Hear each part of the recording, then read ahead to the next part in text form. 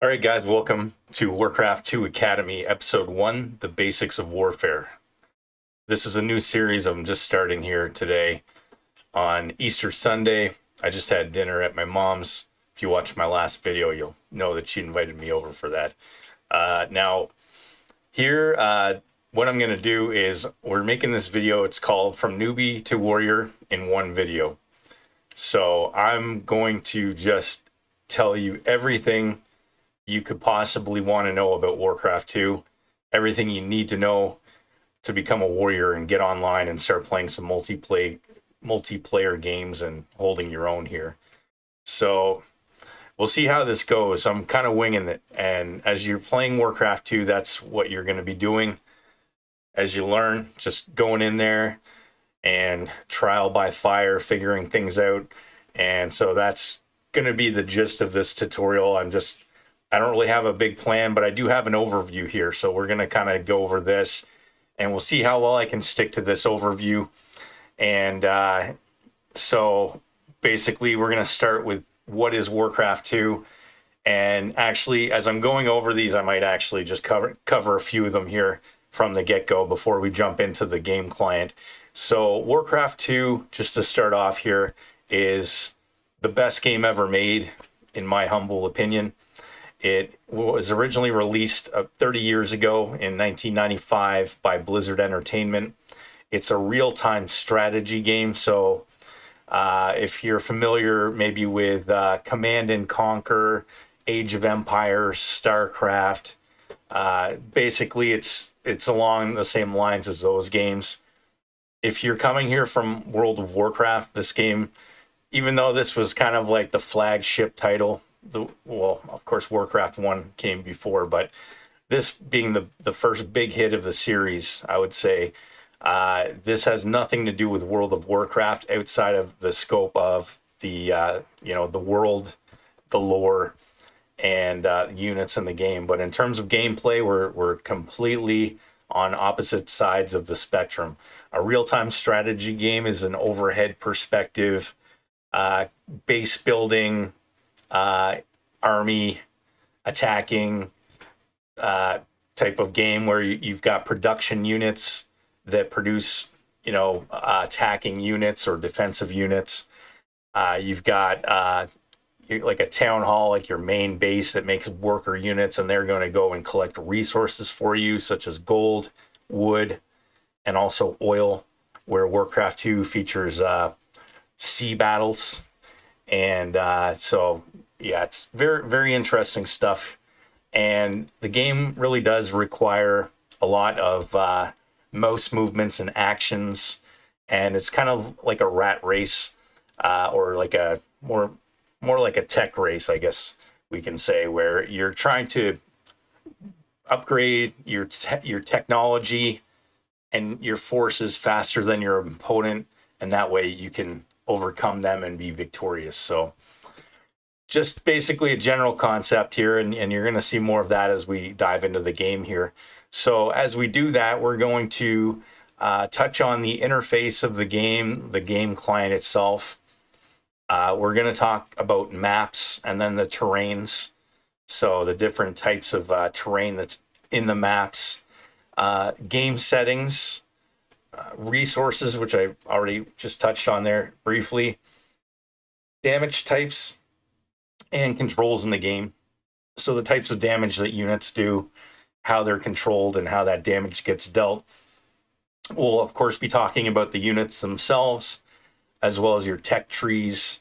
We'll be talking about the importance of building placement, and then the general flow of the game, or another way to say that would be kind of like the game loop. So most video games kind of have like a loop. It's more of like a game developer term, but essentially, it's like, the sequence of events that kind of repeats as you play the game. Because at the end of the day, every game is repetitive on some level.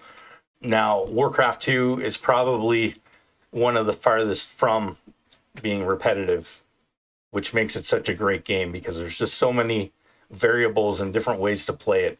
And so with that in mind, I'm going to try and keep this overview and this tutorial as broad as I can without getting into too much nitty gritty detail, but I will be getting into detail where it matters to everybody in the game that you understand. So with all of that said, guys, let's get this party started. So I'm going to go ahead and jump into the client. So as you can see here at the main menu, I've got your different options. So new campaign, so that's your single player campaign. You may have already played that if you're watching this. If not, definitely worthwhile to check out before you jump into multiplayer to get a feel for the game. Custom scenario, so this is basically just you against the computer. You can set up different scenarios. Load, so if you saved a game, you can load it from here, of course. And then multiplayer, that'll open up the multiplayer interface so you can play against other real life opponents.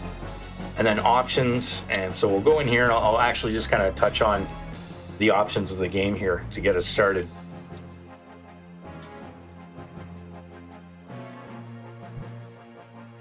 So we'll start with sound.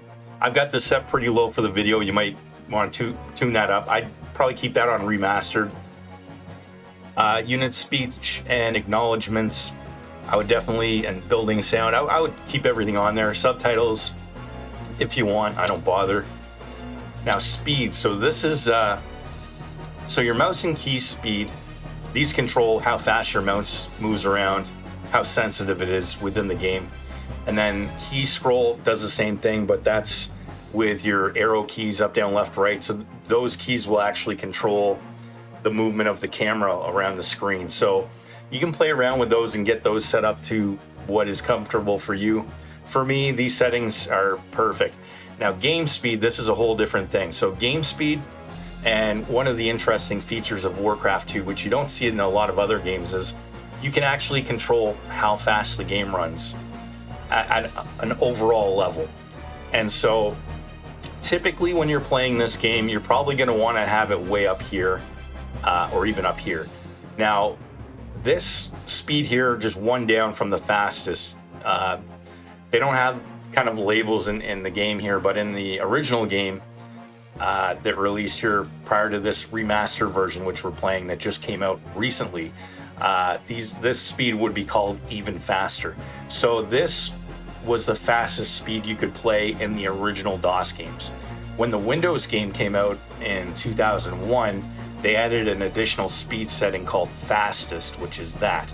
Now, most people play at even faster because it's basically just the kind of peak speed where you can still control things to some level of, overall just master control of the game. Once you go into fastest, I don't care how good you are, you're not going to be able to keep up with everything that's happening. It's just too fast. So that's why most people pick even faster. But fastest can be fun. It's maybe a little bit less strategic and a little bit more arcadey, which can be fun, but again, most people prefer even faster. Now for this tutorial in this video, I'm actually going way down here, and nobody would actually play at this speed. And as you're watching this video, things are going to be moving really slowly. And the reason I'm deciding to do that in this video is just because I'm going to be talking for a long time, and I want things to kind of progress as I'm talking. And so by setting the speed very low like this, it can kind of keep up with my pace here. I think anyway. We'll see how this goes.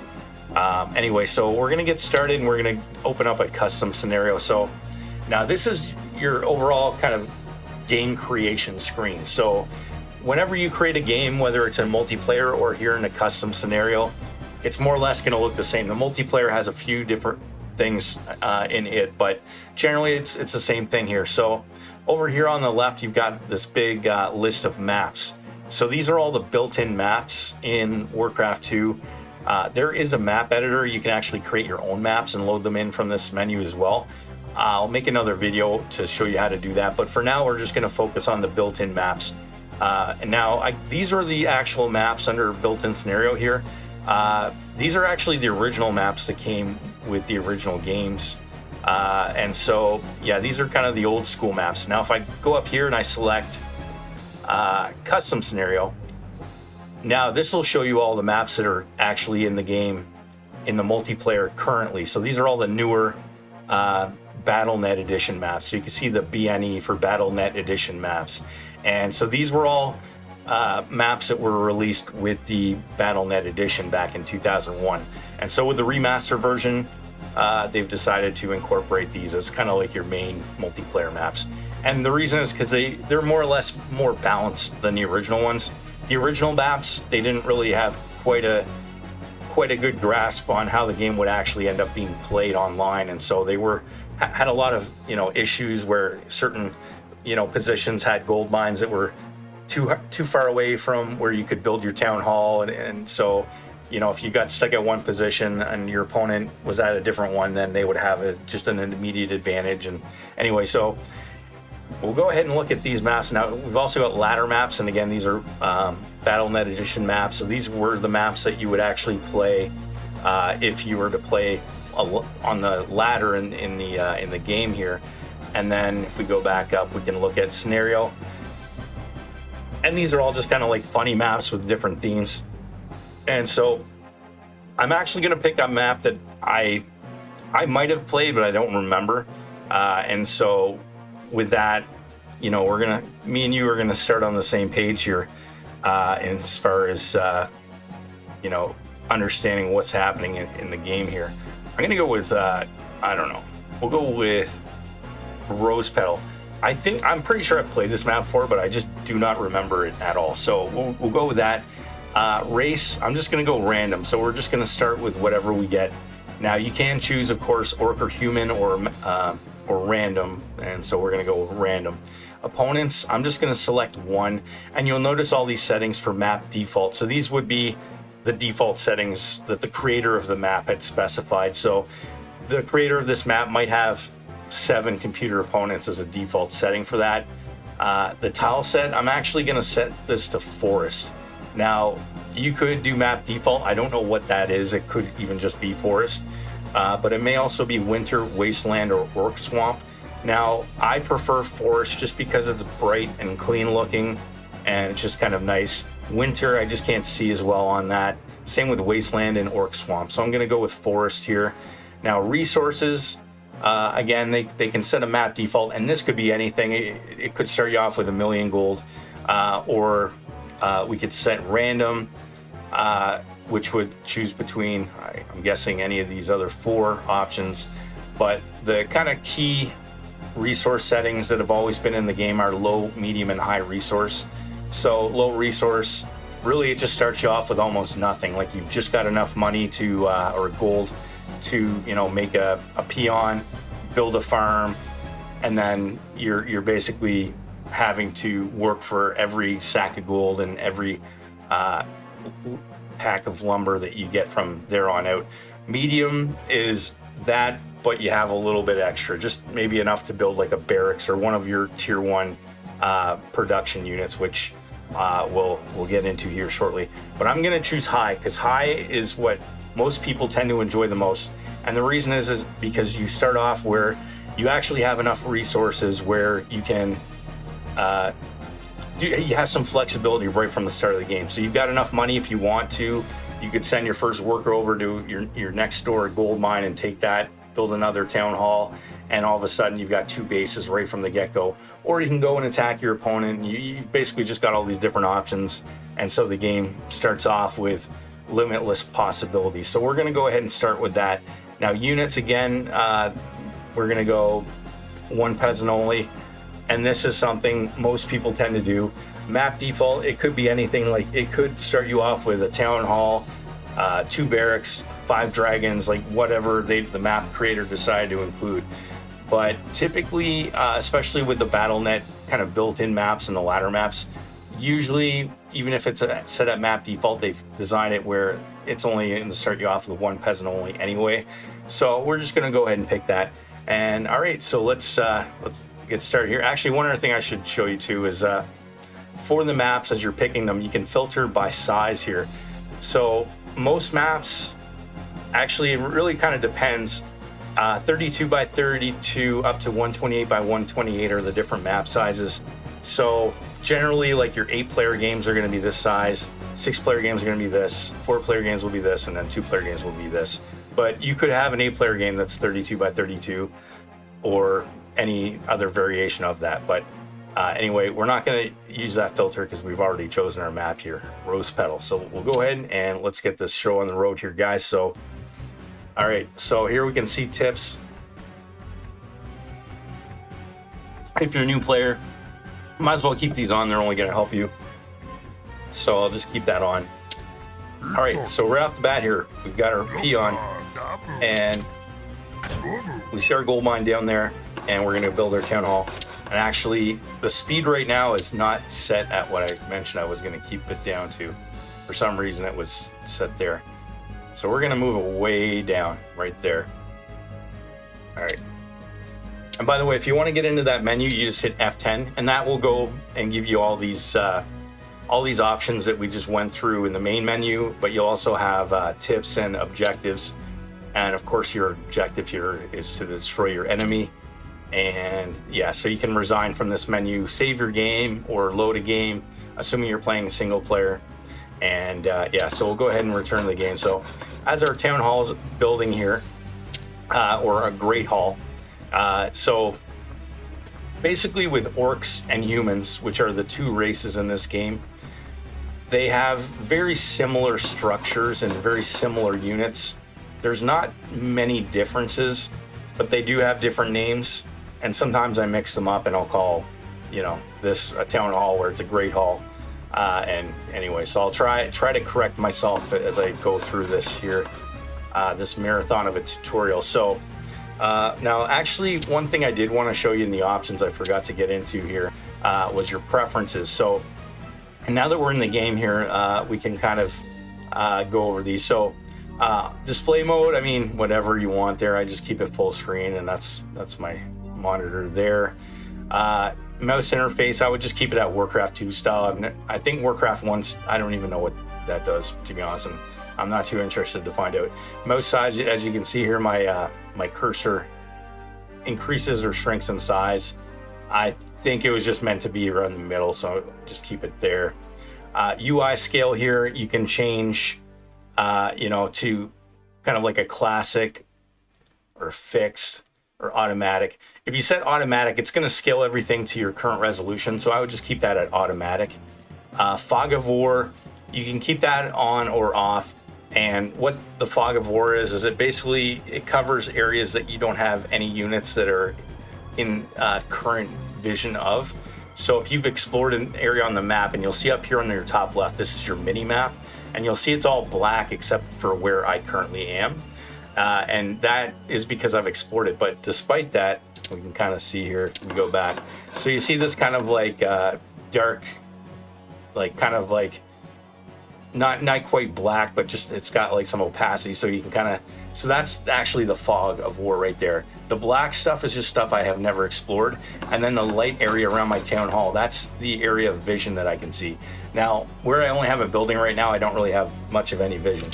So we're going to go back into those options, and we're just going to go through the rest there. So yeah, so beyond that, terrain info, yeah, just keep that on. That's just going to give you more information.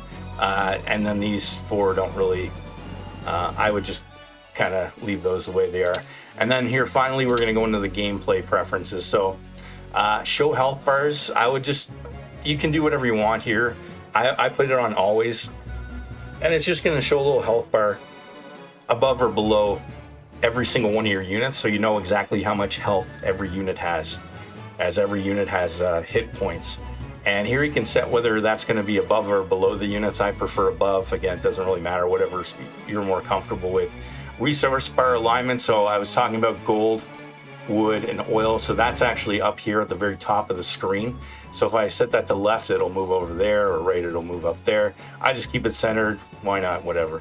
Portrait icon, I just keep that scaled. Show button hotkeys, probably keep that on.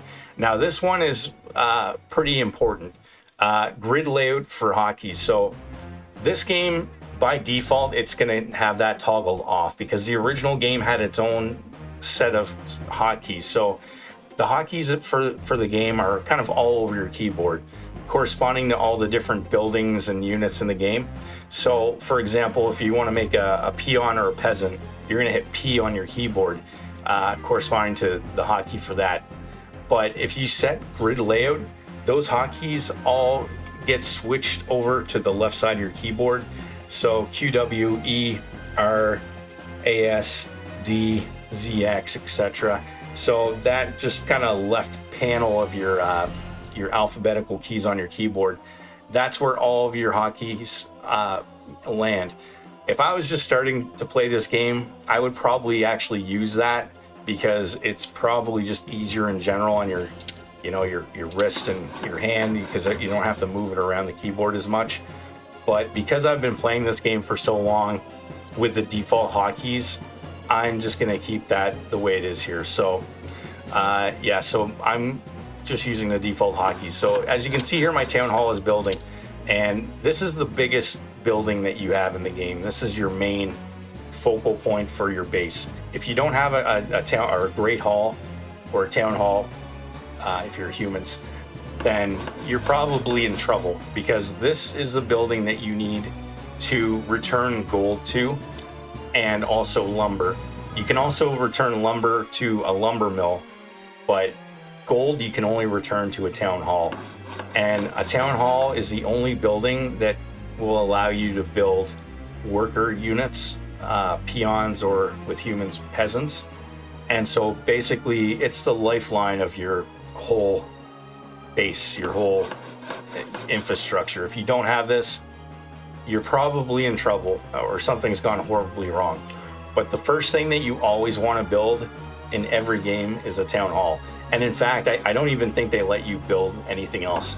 Back in the early days, you used to be able to build like a barracks first, so you could actually forego even trying to like last longer than 5 minutes in the game, and just build a barracks which produces your offensive melee units, grunts, and then you would basically just go attack your opponent before he had a chance to do anything. And it was a really cheesy thing to do.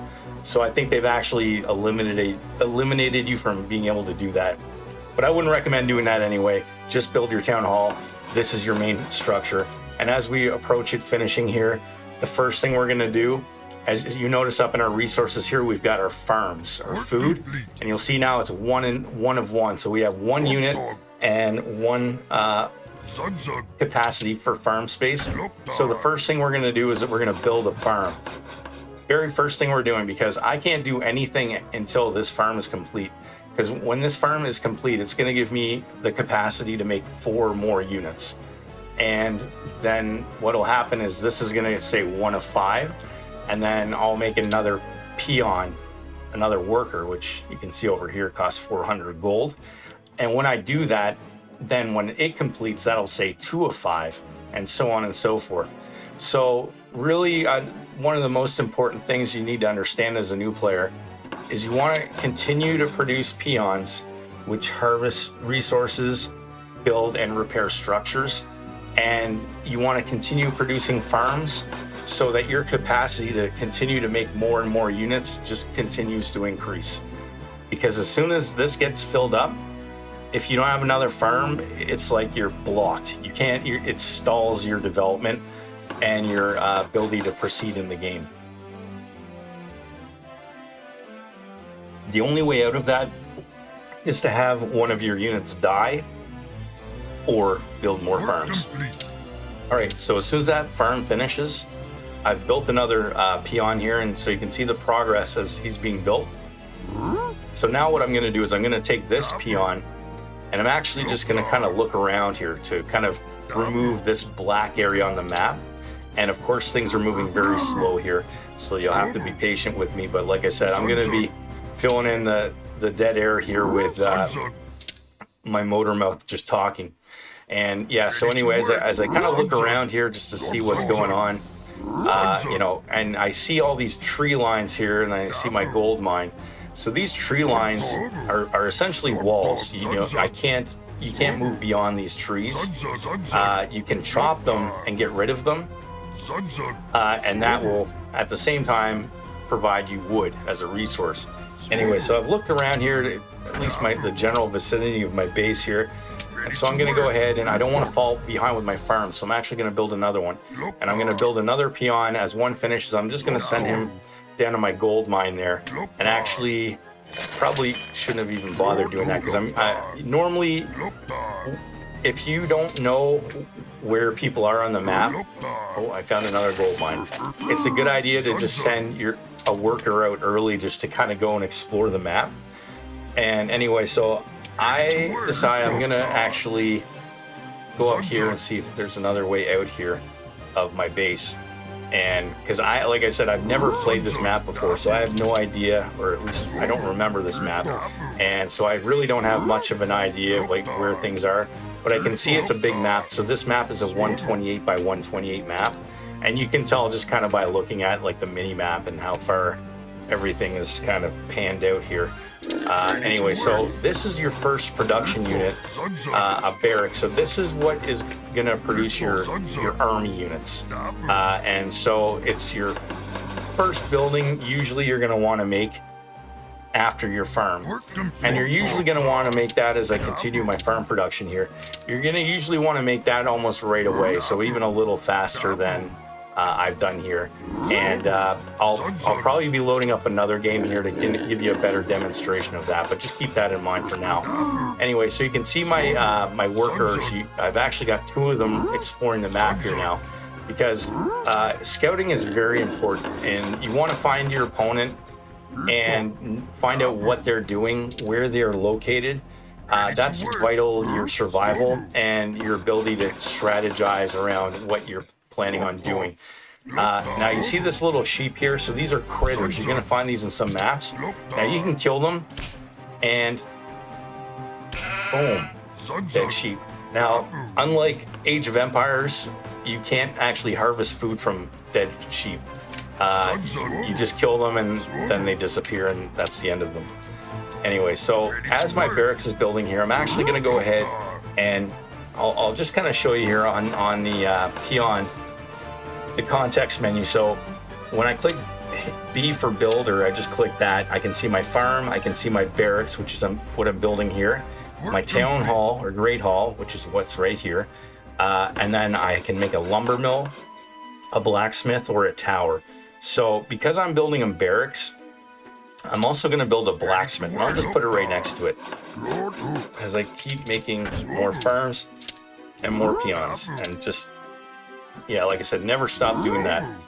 And oh, I actually didn't even notice, but I just walked by my opponent's base here, so you can see him blue on the mini map. Now, because I know he's there, I'm actually just going to return my other worker unit way back to my base here, so that I can yeah, kind of stay toe-to-toe with him on production. Now, the opponent I'm facing here is a computer, and computer opponents, especially if you're a new player, they can be tough in the remaster version. In the original Warcraft 2, they were pretty, I don't know, I wouldn't say, I guess I could call them dumb. Uh-oh, I'm being attacked. Okay, so he's got 2 footmen. Now, what I'm actually going to do here is because he's already ahead of me, so I'm actually just going to kind of distract his footmen here, and I'm just going to build a barracks in his base just to distract him, because I don't have anything to defend myself here, and I didn't want to lead him back to my base. So as I'm doing that, I'm going to continue making peons here, and now I've got a grunt. So this grunt was 600 gold, and I trained this out of my barracks. So I have this 1 fighter unit, and you can see here he's got 2 armor, 2 to 9 damage, 1 range, so that just means he can only attack like right around him. He's got a sight of 4, so he can see kind of like within this area, and then he's got a speed of 10, so which is not quite being demonstrated here in this extra slow setting that we're playing in. But anyway, I'm going to actually build another one, because I only have 1, and you can see he's actually got 3 footmen, and these are the human equivalent of a grunt. He also has a lumber mill here above my barracks. Anyway, so there's my returning worker, and I'm gonna bring him back over. Now, I don't have a lumber mill, so I'm actually gonna pull a worker from mining gold, and I'm gonna build a lumber mill, and I'm just gonna put it right there. So that's your 3rd tier 1 land structure that you can make. Now, this isn't a water map, but if I were to take this worker and go V, You can see here, I could also build these 3 structures. These are all C structures, which I'll show you in a C map here later. But these are also tier 1 buildings that you can make.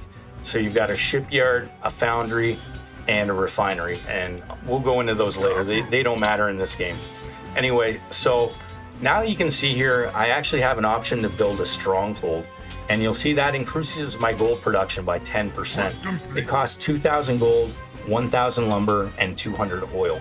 Now, in high resources, you get a bunch of oil, and that's a resource only really used in water maps, because the only thing besides upgrading your town hall that requires oil is ships. Anyway, so I've also built a blacksmith here. Now, this blacksmith is specifically for upgrading the attack and the defense of ogres, grunts, and ogre mages. And ogre mages are basically just upgraded ogres. All right, so he's killed my barracks and he's killed my peon. He's got an archer there and he's got 4 footmen. So I'm still sitting on 2 grunts here. I'm gonna actually make another one here and hope he doesn't attack me in the meantime. As you can see, I've got a decent amount of worker units on my gold here now. So as I've built my lumber mill, and your lumber mill will give you an additional 25 wood returned every time you chop wood. So you can see this one peon I have, and I've right-clicked on the forest here. So he's actually chopping the tree down here. When he finishes that, he's actually going to return it right into that lumber mill. And I'm going to get 125 wood when he does so. As you can see, my wood is starting to get a little bit low there. So I want to start kind of balancing my resources here. So you really want to kind of keep your gold and your wood as close to 0 as you can, while also having enough worker units bringing it in that you can maintain your production. And so with that, now that my lumber mill has finished, you'll see here that I can actually make an axe thrower, which is the orc equivalent of an archer. And that is a ranged attack unit. So it's like a grunt, except it has no armor. It does not benefit from the blacksmith upgrades, but it can shoot up to 4 spaces away. And so it can hit units that are behind buildings or behind walls, and etc. Now, you can also upgrade your axe thrower, and you do that at your lumber mill. So your lumber mill is kind of like your blacksmith for your axe throwers or your archers. So here you can see I can upgrade my axes, and it only costs 200 gold and 200 lumber, and it's going to increase his attack by 2. So I'm actually going to go ahead and do that, and I'm going to make a couple of axe throwers. And actually, as I'm doing that, I'm going to kind of explain some more advanced controls here that you can use. And actually, well, before I do that, I'm going to upgrade my shields on my grunts. So you can see I've upgraded the swords. So I've got a +2 attack now. So they were originally 2 to 9, now they're 4 to 11.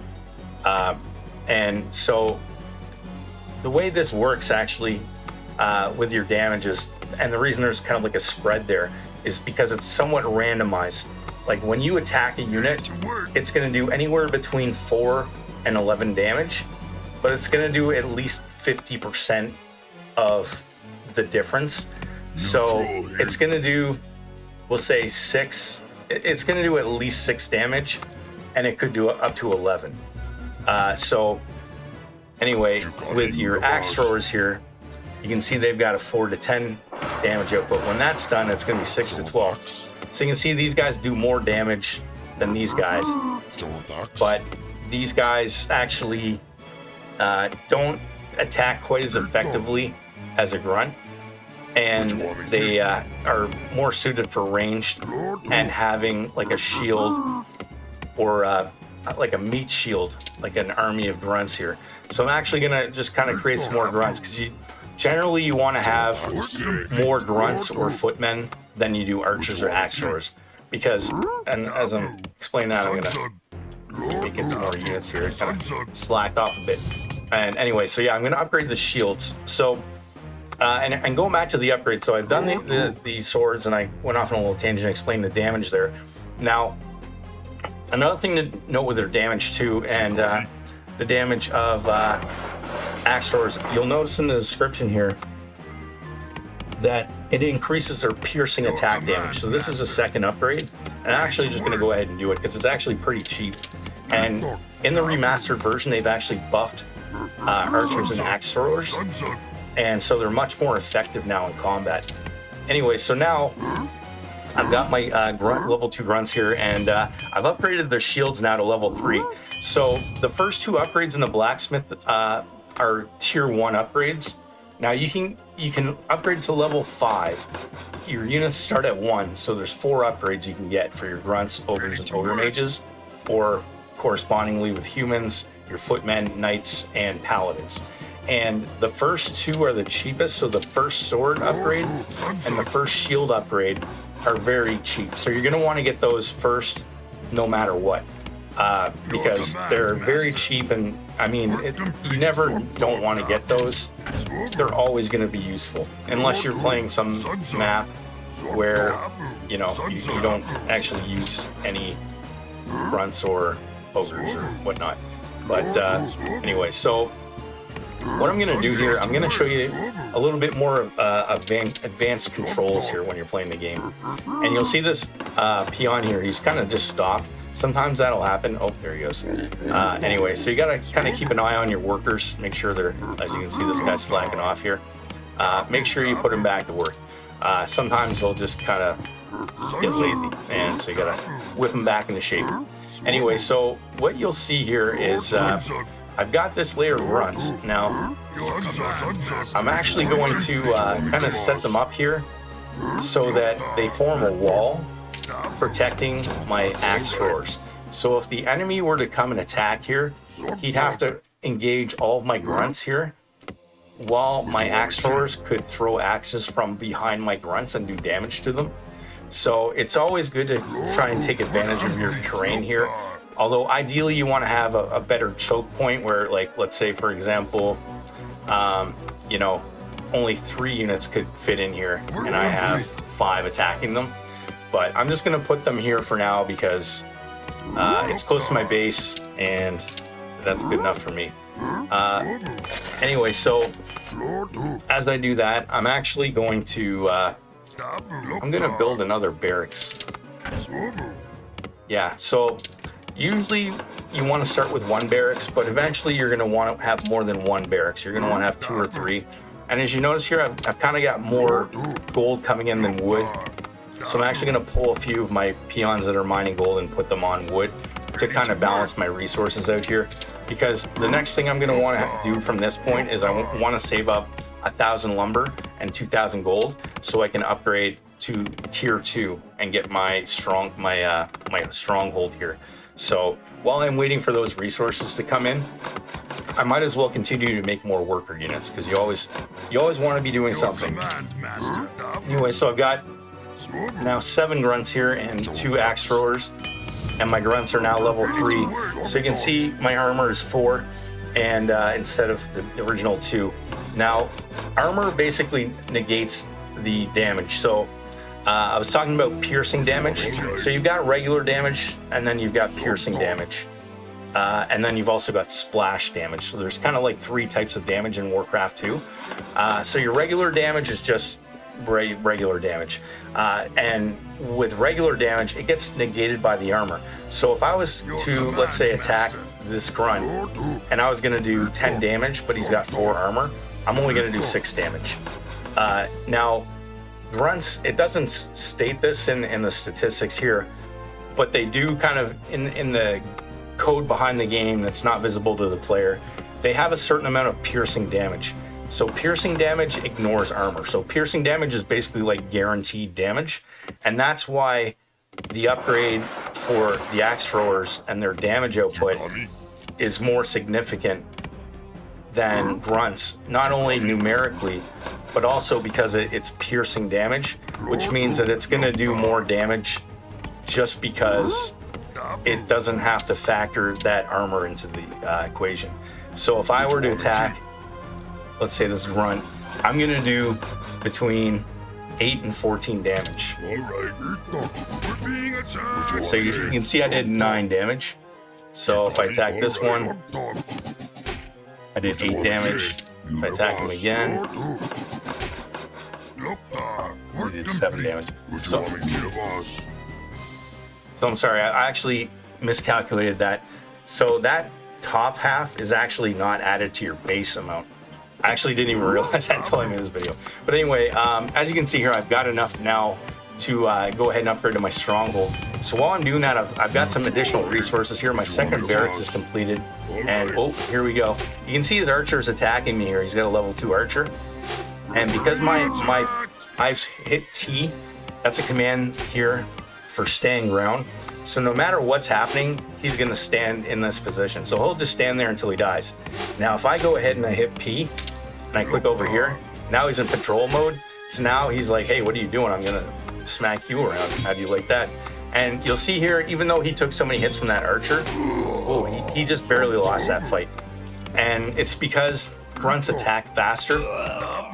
And once you get in range of an archer and you're attacking them head on, they have no armor, so they're just gonna drop like a sack of potatoes.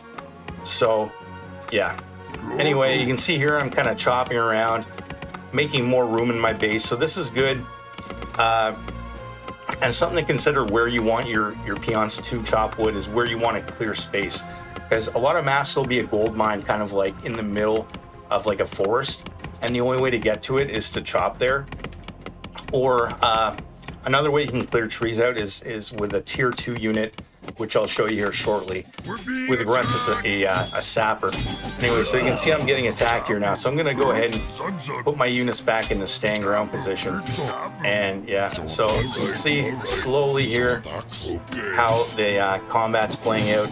So you can see, because I've got these 2 axe throwers, or 3 axe throwers, that footman didn't really have a chance against my single grunt there. Anyway, so since we've got the resources here, we're gonna go ahead and upgrade our shields, or sorry, our swords or weapons.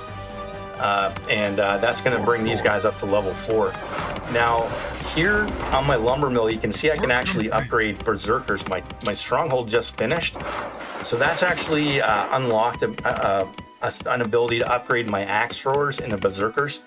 So I'm gonna go ahead and I'm gonna do that. Oh, I just got hit by, so here is a ballista. So these things do heavy damage. They're siege weapons. And yeah, as soon as you see one of these, you do not want to get attacked by it. You just want to kill it as soon as you can. So the computer wasn't very smart to bring him in at first here. Generally, you want to keep them at the back. So as I have my grunts with my being flanked by my axe throwers, for my catapult, which I'm actually going to build one of those right now, and you can see these are fairly expensive. I mentioned grunts are 600, axe throwers or archers are 500, but also 50 wood, and then catapults are 900 and 300 wood. So they're quite expensive units, but they do a lot of damage. They also take a long time to build in relation to grunts and axe throwers. So yeah, usually in a game, you might want to build 1 or 2 of these as you're attacking your opponent's base earlier in the game. Later in the game, you don't really see these units as much. They tend not to hold their value as well later into the game here. Anyway, so as you can see, I'm upgrading my axe throwers to berserkers. Now, because I have a stronghold here, now I'm actually going to have some new options here. So when I click V, or advanced buildings, I can now build a goblin alchemist and an ogre mound. So I'm actually going to start off by building a goblin alchemist, and then I'm also at the same time going to build an ogre mound. And yeah, anyway, so as I'm doing that here, I'm just gonna, maybe I'll build another one of these guys here, another axe thrower, soon to be a berserker. And yeah, so as I'm doing that, I'll continue making workers, and actually now would probably be a good time to go ahead and expand. So I'm going to go ahead, and I found this gold mine earlier, so I'm just going to go ahead and I'm going to build my second town hall right over by the gold mine. And as I do that, you'll see here it's all red. The reason this is red is because it's too close to the gold mine. So you just want to get it just as close as you can within range of the gold mine, because that means your peons have less distance to travel to return your gold. So that gold flow is going to be better. And anyway, so I'll just send another worker unit over there because you can kind of saturate your base with worker units, and at that point it's more efficient to have them at another base. And a lot of times you can just grab a handful of workers. Like you can see here, this gold mine's about to blow up. So a lot of times, like if you're in a good position in the game, what you might even want to do, and I'll do it here now, is just take all of your gold workers, except like we'll just leave like 1 or 2. And basically you're just gonna take them all and you're gonna move them into your new gold mine. And that way, in your original mine, I mean, it's almost gone and you've only got a few workers mining out of it, but it's just there as kind of like a safety net in case this gets destroyed. Because if you just mine this out completely and then you send them all over there after, well, I mean, that works too, but then if this mine gets blown, like let's say your opponent finds it right away and just kills it, well, now you're kind of dead in the water, right? Whereas if you do it this way, you've at least got a little bit of leeway. All right, so my catapult's complete here, as is my goblin alchemist. And so I'm actually going to start off, I'm going to make a goblin zeppelin here just to show you guys what that unit does. And as I'm doing that, I'm over here and repairing my town hall to make it build faster. And whenever you repair a building, you can either repair a damaged building or a building that is currently under construction. And of course, when you repair a building that's currently under construction, you know, it's just more and more workers building it at the same time, and so it builds faster. So usually you want to repair buildings when you can afford to do it, or if you really need them. Usually your ogre mound is one of those vital buildings or your stables that you're usually going to end up repairing, because as soon as that finishes, you can then upgrade to fortress. And I'm just going to leave that at the stronghold for the moment. So here I've made this zeppelin, and it's 500 gold out of my my goblin alchemist. Now this unit, all it does, the only thing this unit does is fly around and let you see things. So it's a scouting unit, and it's completely optional. In fact, this building, this goblin alchemist, is completely optional for almost everything in the game. The only thing that requires this building is one of your kind of submarine ship units, which we'll show you later. But beyond that, you don't need to make that building. And in a lot of cases, people don't bother making them early because it slows down their way to fortress. So I'm actually just going to go ahead and I'm going to go and upgrade to a fortress there. Now, with my ogre mound complete, as you see here now, I can actually upgrade ogres. Now, just to demonstrate this catapult here, so this catapult has a feature that only one other unit in the game has, and that's like your battleships or your kind of major sea ships, and it's attack ground, and in my case that's G on my keyboard. So the way this actually works is I can, let's say I'm gonna hit P to patrol my grunt here, and when I patrol him, he's going to he listens properly, he's going to go to the point that I clicked him to patrol, and then he's going to return to the starting point. So he's basically, as the name implies, patrolling, right? And I always use this command even when I'm just moving my units, just because it's easier to kind of memorize doing it instead of, you can use attack move, which you'll see here, like you can hit A for attack and then click somewhere, and it'll essentially do the same thing as patrol, except it won't move back to the starting location. But 99% of the time when I'm moving a unit and I patrol it to a location, I know it's going to engage something because I'm usually attacking something. Now, if I'm just moving somewhere, then I won't use it. But as you can see here, he's moving back and forth. So if I were to try and attack him, I'm just going to go ahead and attack him with my catapult here. Now, you'll see that actually I hit him coincidentally. Let me try that again.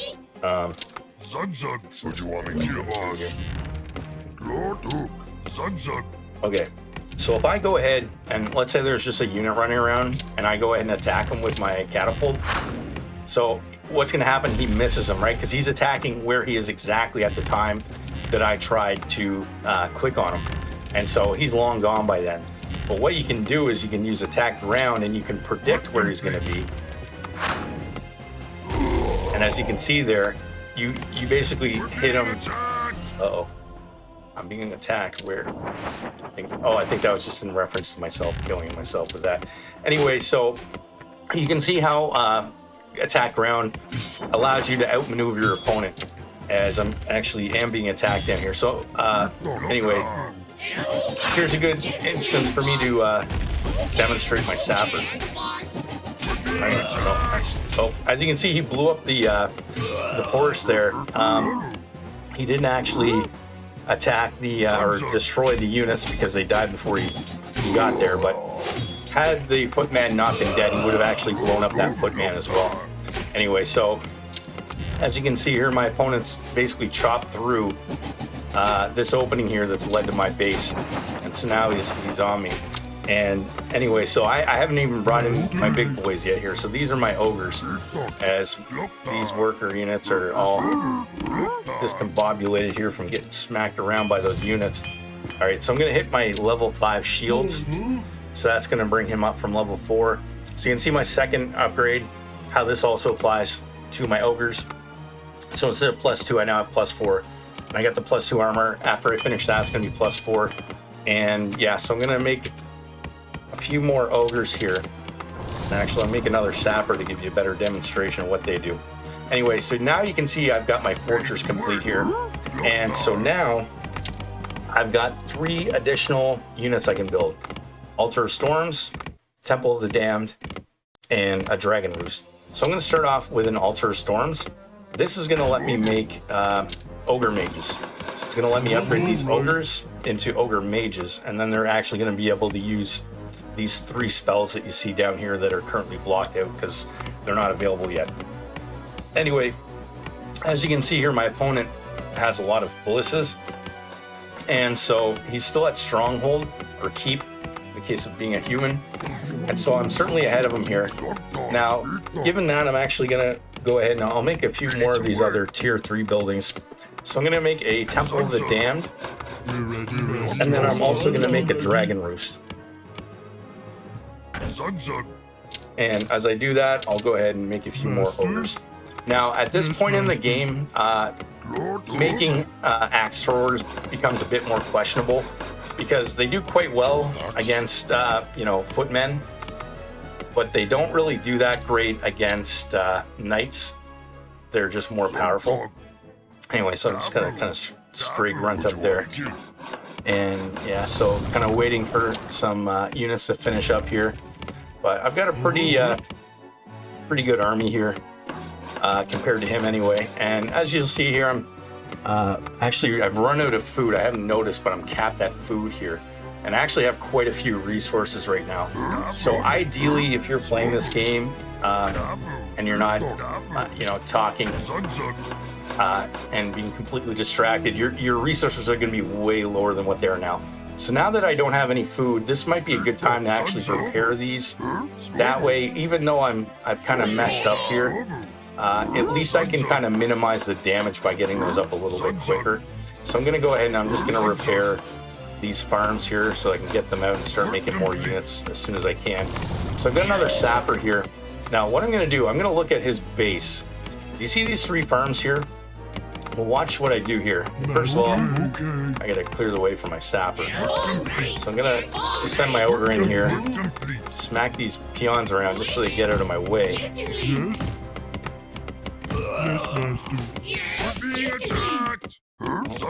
Everything's in the way. Alright, so I'm going to run and just distract everything out of my way here. Now, this peon is really just completely getting in my way. I'm actually so angry I'm going to kill him. So he never gets in my way ever again. Anyway, so I see these farms and I'm like, alright, this is actually kind of juicy here. So I'm actually going to come in here. Because these are all kind of built in this little, boom, I can blow up 3 at the same time. Yeah, so the sapper will destroy anything within 1 range. So anything that's around the sapper, it will detonate and destroy. And it basically takes one sapper to kill a farm. You can actually kill a barracks, a blacksmith, any other building besides a town hall, as I upgrade my ogre mages here at my altar of storms. Any other building takes 2 sappers. So if I blew up a sapper right here, because then it would connect with both, and I did that twice, both of these barracks would actually be gone. All right, so here's my dragon roost. The only thing this building does, again, this is one of my tier 3 buildings, all it does is make dragons. Anyway, so you can see here I'm getting attacked, and my Axor dies there, a horrible slow death. And yeah, keep in mind, guys, this is the slowest game setting. The game, I'm sure you've probably at least been familiar enough with this game to know that it's not this slow. But I will play this game at full speed here in a bit throughout this tutorial. But for right now, this is where we're at. So back here, we can see these ballistas attacking me here. So I'm sending in my units here very slowly to get rid of them here. And as I'm doing that,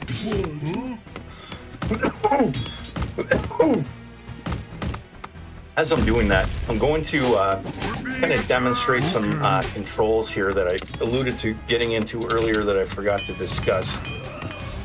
And that is just some different control techniques you can use to make controlling things a little bit easier in combat. So you can actually create control groups. So if I highlight my 2 ogres, and I can do that by clicking one and then just double clicking it, it'll select all similar, well, same unit types in the general area. Now if I hit control 1, now if I do the same thing with my axe throwers and I hit control 2, so hold control and then hit 2. Now if I hit 1, you can see my ogres are being selected. If I hit 2, my axe throwers are. So I can hit 1 and double tap it and it'll center them on my screen. And if I hit 2 and I double tap that, it'll center my axe throwers on my screen. So if you've got an army of ogres and axe throwers, and you can put your frontal army on 1 and then your back army on 2, and that way you can basically control them with the number keys on your keyboard. Now, the cool thing about this is that I can actually add other units into my control group. So I can click this grunt, and now I already have a control group on 1. So I can actually just hit shift and then 1. And now if I hit 1 again, all 3 are in that group. So by adding a unit to the group, and it can be any type of unit, you can actually add it by just holding shift and adding it to the corresponding control group. Now, I could just highlight all 5 of these units, and then I could hit control 1, and I've recreated a control group on 1, which contains all 5 of those units, and my 2 axe throwers will still be on 2. So I can move them all with 1, and then if I just want to pull my axe throwers back behind my frontal forces, I can just hit 2 and control them individually or as a group. Now, the other cool thing about this is you can assign buildings to this. So I can hold control and hit 3, and then I can hit control and hit 4 on this barracks. So now, I hit 1, I go back to my army. Hit 2, I get to my axe throwers. I hit 3, and I can make a peon on my fortress, and then I can hop back between my base and the battle using 1 and 3 on my keyboard. And you can use this for all the numbers on your keyboard. Anyway, here's my dragon. Now, I'm actually just going to get my peon there and move him up here. Maybe I'll build another town hall, expand again. Because really, expanding is very important. You want to continue expanding in this game, and you really want to just mine as much gold out as you can. Anyway, so as I'm doing that, I'm going to build a Death Knight here at my Temple of the Damned. And I'll get back to that in a moment here, but I want to get back to my ogre mages and show you what they can do here. So they are now ogre mages, as you can see here. They have 1 spell by default when they're upgraded. So you can see now instead of level 5, it's a level 6. And it's an Eye of Kilrog, or E on my keyboard. And you can see this is just a little tiny eyeball. And what you can do with these is just scout. That's basically all they're good for. They are basically like our flying zeppelin here, except they only see a small area and they die after a short period of time. So they basically just kind of evaporate into thin air. So as you can see here, like if you don't know what your opponent's doing, or you just want to kind of see like a little bit of an advanced view of what you're going up against as you're getting ready to attack, as you're researching your bloodlust, it's a great unit or a great spell, and it's pretty much for free with your ogre mage. Now it does cost mana, so it's 70 mana. So you want to kind of, if you are going to cast it multiple times, it's smarter to use multiple units, and that way your mana usage is being dispersed between units, and then you'll still have enough mana to cast Bloodlust, which I'm going to show you here. So I'll show you this on my frontal attack. We've already got on the go here. So these two ogres now have Bloodlust, and actually while I'm showing you that, I'll go ahead and research the final spell, Runes. That's 1,000 gold, and I'll show you that here shortly. Now that I have Bloodlust, it's B on your keyboard. So I'm going to hit B. You can't cast it on yourself. It has to be cast on other units. So I'm going to go ahead and I'm going to cast it on him. And then I'm going to cast it on my grunt. Then I'm going to take him. I'm going to cast it on my other ogre. And then my other axe thrower. And now you're going to see this barracks go down very quickly. Well, relative to the game speed anyway here. Because I've essentially doubled the attack of my axe throwers and my ogres for a certain amount of time. So as long as this spell lasts, my units are doubling their attack. So if you've got an army of bloodlusted units against an army of non-bloodlusted units, you're gonna kill them. Like, you're gonna win that 100 out of 100 times. Now, in the old version of the game, this spell was even more devastating, because the way it works now is it doubles your attack, but it factors in the armor of your enemy before it doubles your attack damage. So basically, if you're attacking a unit that's got 8 armor, well, it's going to negate 8 and then double the leftover value. Whereas in the previous version of the game, it doubled the value, and so that doubled value was much higher because it wasn't getting subtracted by the armor value. So that change has been a very big and necessary change in this game. And after 30 years, they finally balanced this game, and that is the main reason that it is now balanced. And they've also increased the cost of mana. It used to be 50, now it's 60 mana to cast that. And they've shortened its duration so it doesn't last as long either.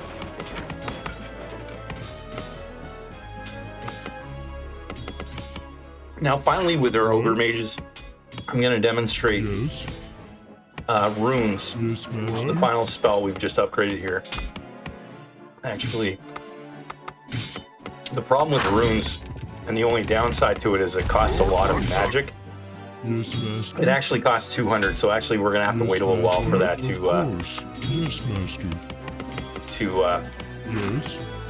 get up there. So in the meantime, let's go back to our Death Knight here. So this tier 3 Temple of the Damned, the first thing we did is build the Death Knight. It's 1,200 gold, and it's the orc equivalent of a mage.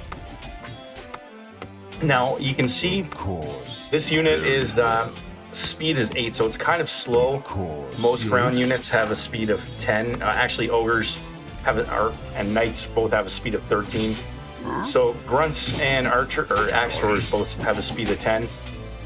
And so do peons. So yeah, most units, I think sappers actually have a speed of 11, so they're a little bit faster. And yeah, dragons actually have a speed of 14, so they're even faster. But anyway, most units you're going to have to worry about here are going to be faster than your Death Knight. And so it's has no armor, and so it's very weak to units like ogres and grunts. And so it's important that you have spells that you can defend yourself with. Now, a Death Knight can attack, and it actually has a pretty decent attack. It does like 5 to 9 damage. I guess it's not that great, but it's okay. Now, by default, you have one spell called Death Coil. So what this spell does is it actually, I'll just show you here. So I'm going to go ahead and use these peons just to attack my Death Knight. And you can see his health kind of go down a bit here as his health bar goes down to yellow and then red, and then I'm just going to stop. Now, I'm going to use Death Coil, and we're going to see these two Peons. Oh, actually didn't work. Oh yeah, you can't use it on Peon or on your own units. You'll have to see if my enemy has any units left. Yeah, okay, never mind. So you can't use it on your own units, but and I think my opponent's pretty much dead, so unfortunately I can't really practice and show you. But anyway, what would happen is it would have killed these two Peons and then replenished my health. So it's kind of like a, you know, like a, I don't know what the term is. Well, the term is Death Coil, that's basically what it is. So anyway, the first thing you always want to do out of a Temple of the Damned is build a Death Knight. And the second thing you want to do is research Death and Decay. This is the most important spell for a Death Knight. Death Coil, like I said, that comes by default. Now, the reason you always want to get your Death Knight first is because while it's alive, it starts out with, I think, 100 magic. While it's alive, it accumulates magic over time. So while you're waiting to research these other spells, as you can see, my first gold mine just blew there. As my second one, oh, look at this mess here. I don't know what happened there. Anyway, oh yeah, I forgot I was making those fires. Yeah, anyway, yeah, so I'm gonna send those all back into the mine. But as you can see here, my opponent's basically dead, so I've got nothing to worry about. I've just got some resources, so I'm just gonna show you a few more things here. So I guess while I'm doing that, I'm gonna speed the game up to normal speed here, just while we finish things off. So I'll go to speed, and then I'll just crank it up to even faster. All right, so things are sped up here now, and so now still waiting on our ogres. No, actually, here we go. So we've got over 200 mana now. Now I can show you runes. So I'll just go ahead and I'll grab these guys. So I'll hit 1 on my keyboard. All right, so runes is basically a landmine. So you cast it on the ground somewhere. So there's 5 little runes here, and if I send a unit over them, it's going to detonate those. And depending on how many runes it hits, is how much damage it's going to do. So you can see just one cast of runes did pretty good damage. It killed 2, well, almost 3 units. Anyway, so I've cast it again there. So we'll see what it does to 2 full-size ogres. Okay, the first one took most of it. Oh, there we go. So yeah, 1 cast of runes can kill at least 2 full health ogres. Now, consider the fact that that didn't cost me anything besides the 1,000 gold to research it. So just successfully doing that once pays for what you paid to research the spell. So there's very few games where that is not worth researching. So I always recommend, along with Bloodlust, researching runes. 2 of the most powerful spells in the game, and what have historically made orcs the superior race for the last 30 years.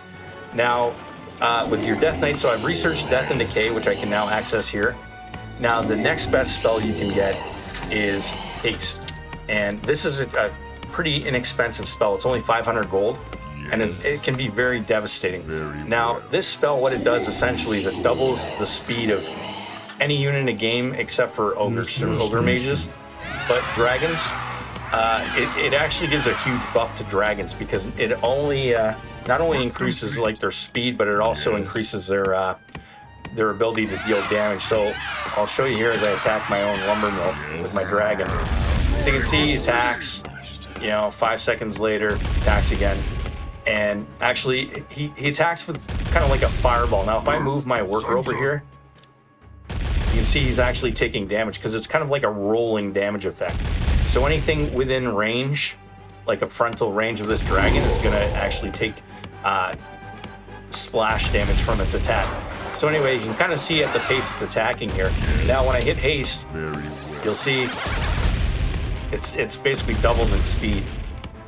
So haste really turns dragons into a much more lethal unit. And with the remastered version, they've also decreased the cost of dragons by 250 gold. And you can see this unit just wrong place, wrong time, getting chopped down by that or burnt down by this dragon. And so as haste wears out, so does the speed. Now, of course, there's 3 other spells for Death Knights here. there's Raised Dead, and I'll just research that. And then there's Whirlwind and Unholy Armor. And I'll be honest, these 3 spells are usually not worth researching. In a competitive game of Warcraft 2, I wouldn't usually even bother researching these unless I was just messing around with somebody, you know, having some fun. And actually, as my dragon's about to kill my lumber mill, I just realized I should probably repair that and show you these upgrades. So I upgraded my trolls to berserkers, and that gives them 10 hit points and I believe 1 sight increase. So that upgrade is worth it if you've got a decent amount of axe throwers, or also with the corresponding archer upgrades. But beyond that, you've got these 3 upgrades here, and these 2 are 1,000 gold, and that one's 500. Now,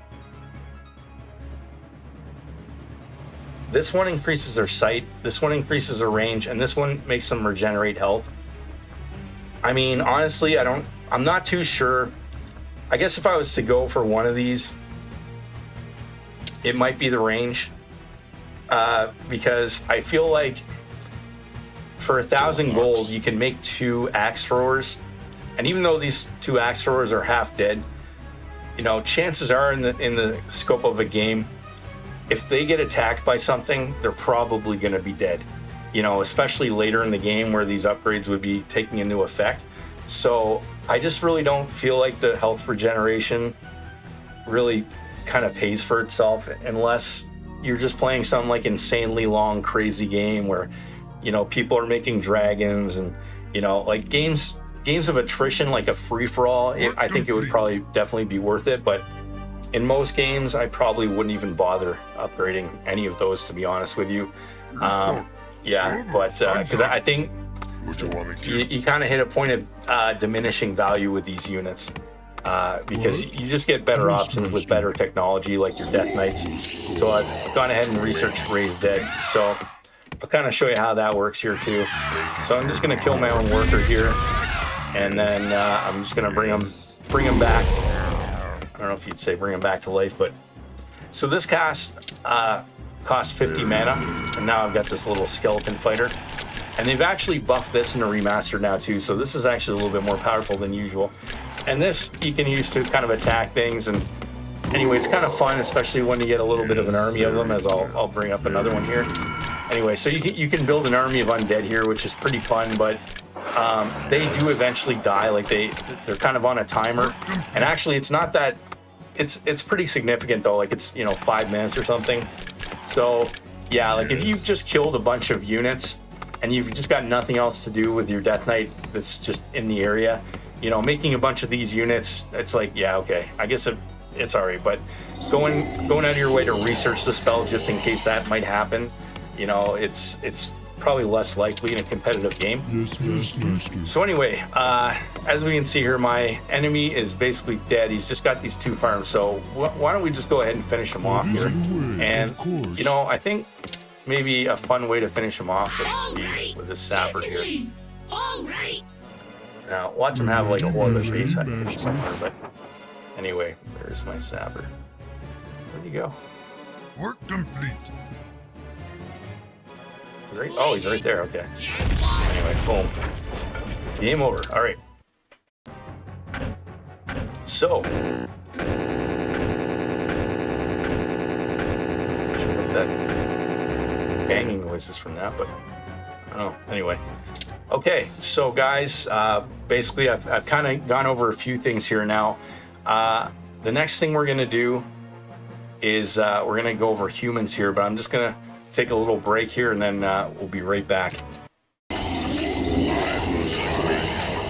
All right, guys, actually I'm back here. I realized as I just finished that last game, I was just getting a little drink, and I realized I forgot to show you guys a few other Death Knight spells here. Anyway, so I thought I would just go over those with you in this game. I just happened to have saved where I was messing around.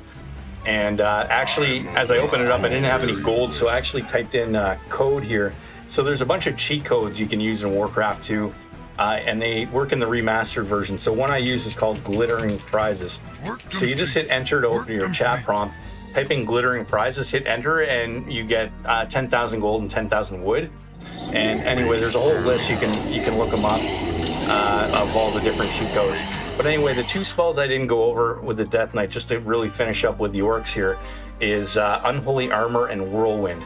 Now, Whirlwind is basically like a worse version of Death and Decay. So Death and Decay will kind of, and actually, did I even show you guys that? Okay, so, all right, let me show you, yeah, so I showed you Haste on the Dragon. So let me show you, and I showed you Raise Dead.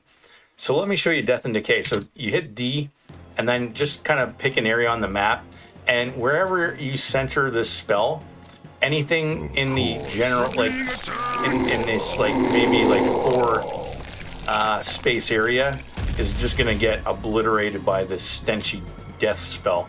And anyway, so now that we've got all those dead corpses there, let's go ahead and kill that catapult.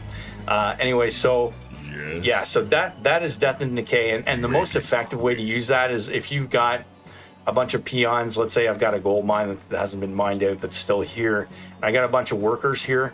Well, you'd go ahead and you'd use Death and Decay in that area, and then as the units are running in and out of the gold mine, it's going to kill them all, as you can kind of get a bit of a sense of that with my workers that are all long mining way over here for some reason. Anyway, so the two spells I wanted to show you beyond that were Whirlwind, which again was just a lesser version of that Death and Decay, and you just hit W, and as you can see, you form a whirlwind, and that is just going to kind of randomly prance around doing damage. That's actually, you'll see here as it finally goes over the farm that it's doing a little bit of damage there to the building, but it doesn't do a lot of damage. Now, this is kind of like a humiliation spell, you know, because it really doesn't have any value in the game, because there's just better ways to spend your magic. Like Death and Decay, pretty much 100 out of 100 times is gonna work better than this. I guess the only exception might be like if you're, let's say you're going to Death and Decay your opponent and they're trailing you and they're about to kill you, and you only just barely have enough you know, time to get one spell off. Maybe in that case it might be worth it. Now the other spell is Unholy Armor, and what this does is it basically it uses half of the afflicted units health, and then it makes them completely invincible. So you could put this on a skeleton, and it costs 100 magic to use it. So you can see now he's got this shield, and he's lost half of his health. So if I go ahead and attack him, you can see he's invincible as long as this spell lasts, and it lasts not that long, as you can see. So yeah, I mean, again, not really that great of a spell, because not only does it damage your own unit, it doesn't last very long, and so, you know, the use case for that spell are very slim. Now, I made this sapper just to demonstrate. If I use that on a sapper, it just kills it for whatever reason. Like, it doesn't take half of its health away, it just kills it. So never use that on a sapper, because it's just gonna backfire on you. Anyway, yeah, so that's that. So we're gonna go ahead and we're gonna leave this game, and we'll go back to the menu here, and now we'll go ahead and continue on here. We'll create a new custom scenario. Now this time I'm gonna pick a water map, so I'm gonna show you guys. Let's see here. We'll go with the BattleNet edition of Fierce Ocean Combat. I think there's a BattleNet edition of it. It's a ladder map. Actually, there's a High Seas Combat. We'll use that one. Oh no, there's, yeah. Anyway, we'll use High Seas Combat anyway. Okay, so once again here, race. Now this time I'm just gonna specifically pick humans, because obviously I want to show you the human side of things here as well. We'll go ahead and again just do one opponent. I'll do forest, and we'll do high resources, and one peasant only. Actually, I'll do low resources. I'll kind of show you that. All right, so we'll get started here now with the humans. So again, we got a tip here. So as you can see right off the bat, I've got 2,100 gold, 1,100 wood, and here's my peasant and my gold mine. So of course, first thing, town hall. As you can see, immediately we're almost down to nothing here, guys. We got 900 gold, 300 lumber, and no farms. And we've got 1,000 oil, which will come into play here on this map because it's an ocean map.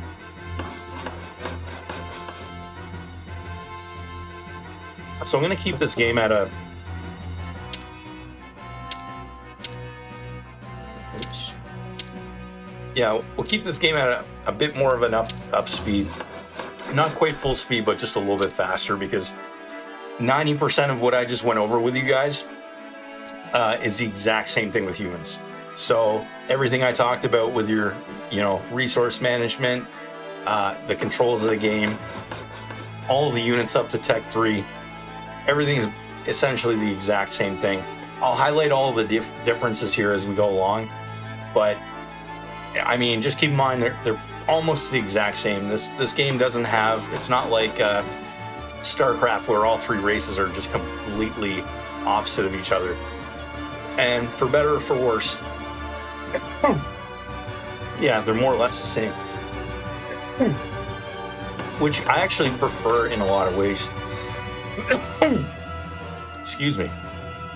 All right, so yeah, anyway, so the first thing we're gonna need is a farm. So I'm just gonna build a farm.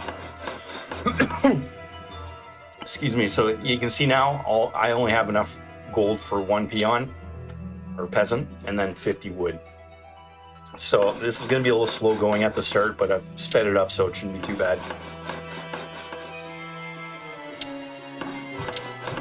Now, of course, with picking humans, you get human music. So I actually kind of prefer the orc music, but human's nice too. So first thing I'm going to do is, as soon as that farm finishes, I don't have enough money to make another one, so I'm just going to send them right into my gold mine, because right off the bat on low resources, the first thing you need is gold. So my second peon or peasant into the gold mine. And now it's just a waiting game.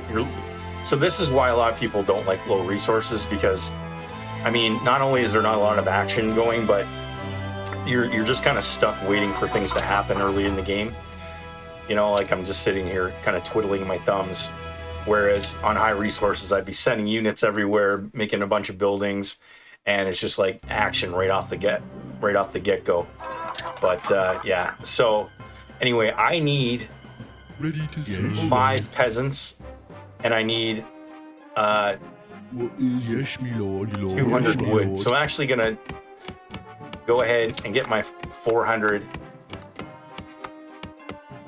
for my next peasant. And I just pulled 2 peasants off of gold and sent them over to chop lumber. And as soon as they turn those 2 sacks of wood in, I'll be able to make another farm. But actually, I didn't probably do this right, because I put this peon here, or peasant here, and now my workers are actually having to go the long way around. But it doesn't really matter, because you can shuffle units back and forth here, right? So, like, I can, now that I have the 200 gold, like, I can take one, send them back to gold, go ahead and build my second farm, and now I'm still waiting to get that 5th peasant as my farm's building. So I should have him coming out here sooner than later. But yeah, I probably pulled those. I haven't played low resources in probably 20 years, guys, so I think this build order is probably not ideal, but it gives you an idea of what you need to do to get the ball rolling anyway here. So yeah, so I've got my 5th peasant on the way here as my farm is finishing almost around the exact same time as that peasant. So now I can go ahead. Yeah, so I'm cruising now, guys. Anyway, so I'm going to chop this piece of wood out here, and just that way my gold flow will be a little bit smoother. And just something to keep in mind here, and one aspect of this game that you need to understand is, and you'll probably notice anytime I build anything, it comes out the top left corner of whatever building I've built it in. And so that kind of applies with a gold mine here too. Like if something's blocking this, your units are going to kind of default to the back of it. Just as if I leave this peon here, the next one's going to pop out right here, and so on and so forth around the building. And that applies to your barracks and other units in the game here too. So anyway, I've got now a decent gold flow going, but I need wood actually. So I need a farm, and then I'm also going to need a lumber mill. Now, you can actually do one of two things here as I run out of food. On a water map, typically, if there's no way for your opponent to get to you, you're always going to build a lumber mill first, and that's for two reasons. Number one, it allows you to get more wood quicker because it gives you a 25 wood bonus on every delivery of wood. And also because okay, so I've got enough for another farm, so I'm going to go ahead and throw that up.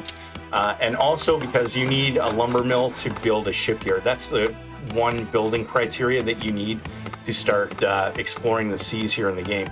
So I'm really going to try and get that up. So I need 450 wood for that. So the next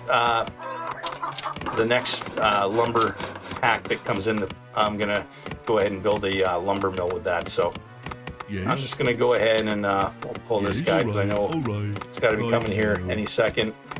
See if I time this well or not. No, I didn't. Oh, there we go. Okay. There's my lumber mill. All right. So now I've got another farm. So we're going to keep getting some wood in here.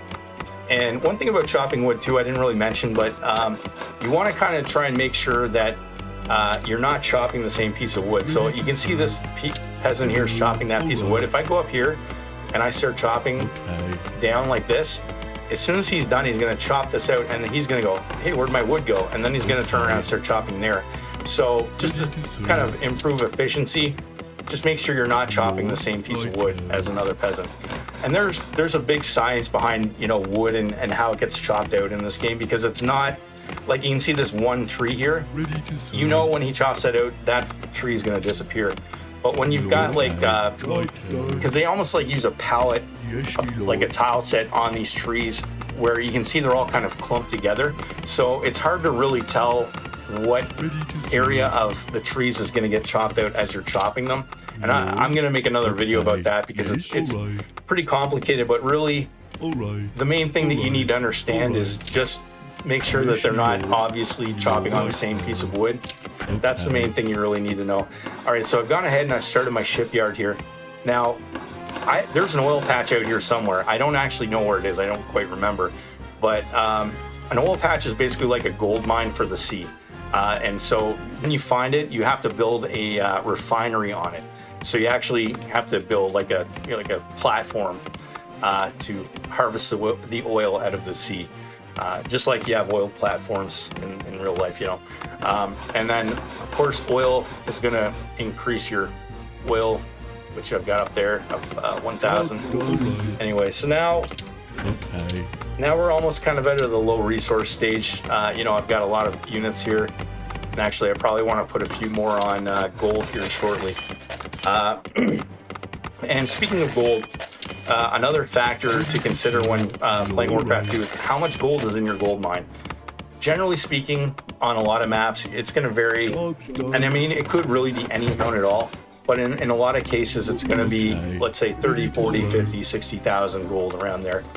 So every 20,000 gold, like you can almost look at it like, okay, if you've got 20,000 gold, that'll handle tier 1. 40,000, that'll get you up to tier 2. And then 60,000, that'll kind of get you up to tier 3. So that kind of gives you a gauge of how far you're going to be able to produce units and, you know, and play the game in terms of how much you can do off of your initial gold mine. So if you've got less than like 40,000, you're going to be looking to expand pretty early. If you've got, you know, 50, 60,000, you got a little bit of buffer room there you can get away with. Anyway, so I've got my shipyard here now. I'm building an oil tanker. And so after I built my shipyard, I can now build a foundry. So a foundry is basically a blacksmith for ships. Okay, so this is basically kind of like your barracks and your town hall combined, because you can make your worker units, which is your oil tanker, which is what this guy is. And so you can see I'm just going to kind of float around the map here, and I'll build another one. And here you can see this little dark patch. That is my oil patch. So now, because I have him to build a oil platform, I'm just gonna throw that there. Captain on the bridge. What is it? And Job's done. now you can build an oil refinery, and it's almost kind of like a lumber mill for your oil. So I'm actually going to do that too. Set sail. You don't actually need that though, and I very seldomly build them.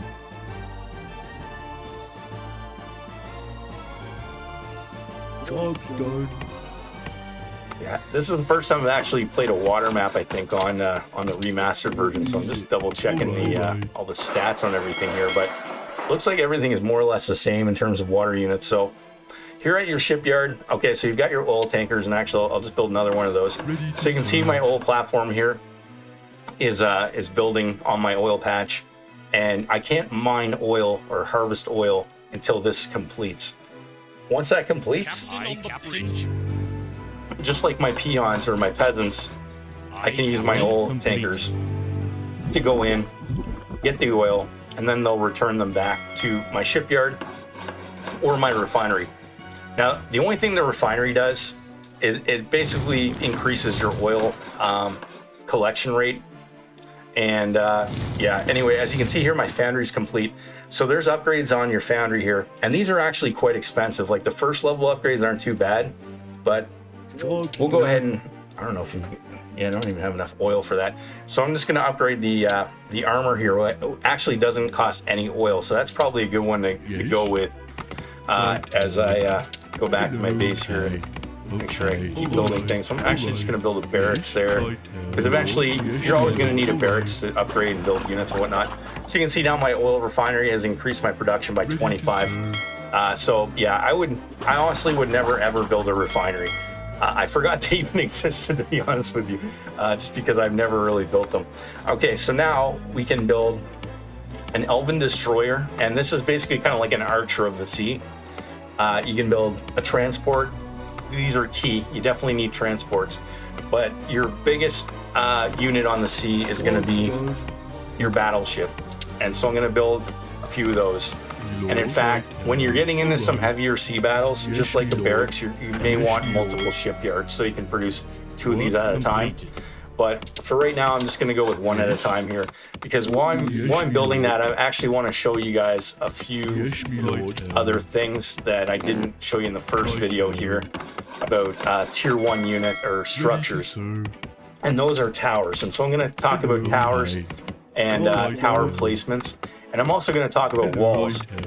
One thing that I didn't show you is you can, what the? Captain on the bridge.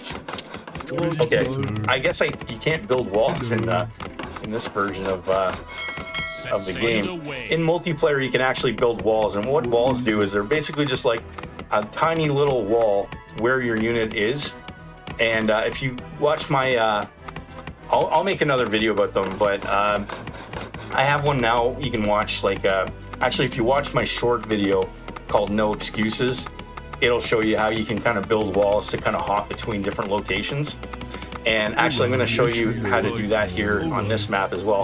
And we're going to talk a little bit more about terrain here, because here you can see we've got all these rocks here, and I can't get past these rocks. You can't do anything to get rid of them other than blow them up with sapper.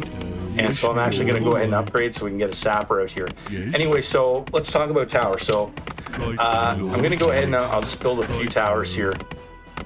And we're just going to talk a little bit more about unit placement and towers as I build another ship here. And I mentioned with the catapults in the earlier part of the video how you can attack ground. So you can do the same thing with your battleships.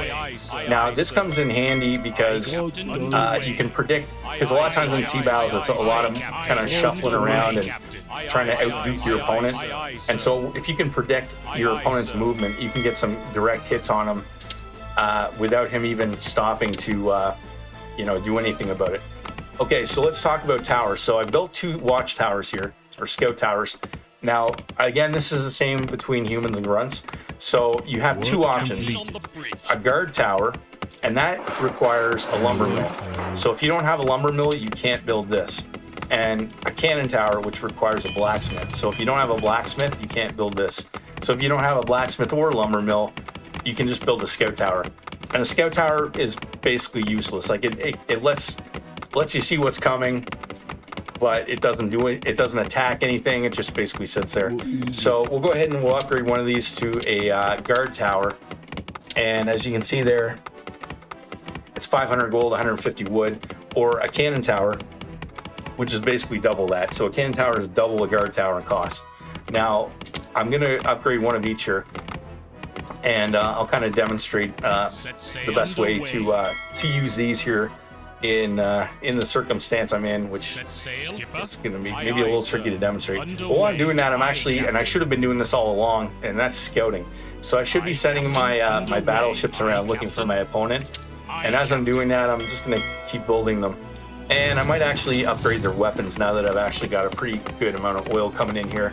And anyway, so, all right, so here's my guard tower. And so a guard tower, if I've got a unit attacking this guard tower, it's going to attack that unit, whether it's right next to it, over here, doesn't matter. And guard towers do piercing damage just like an archer does.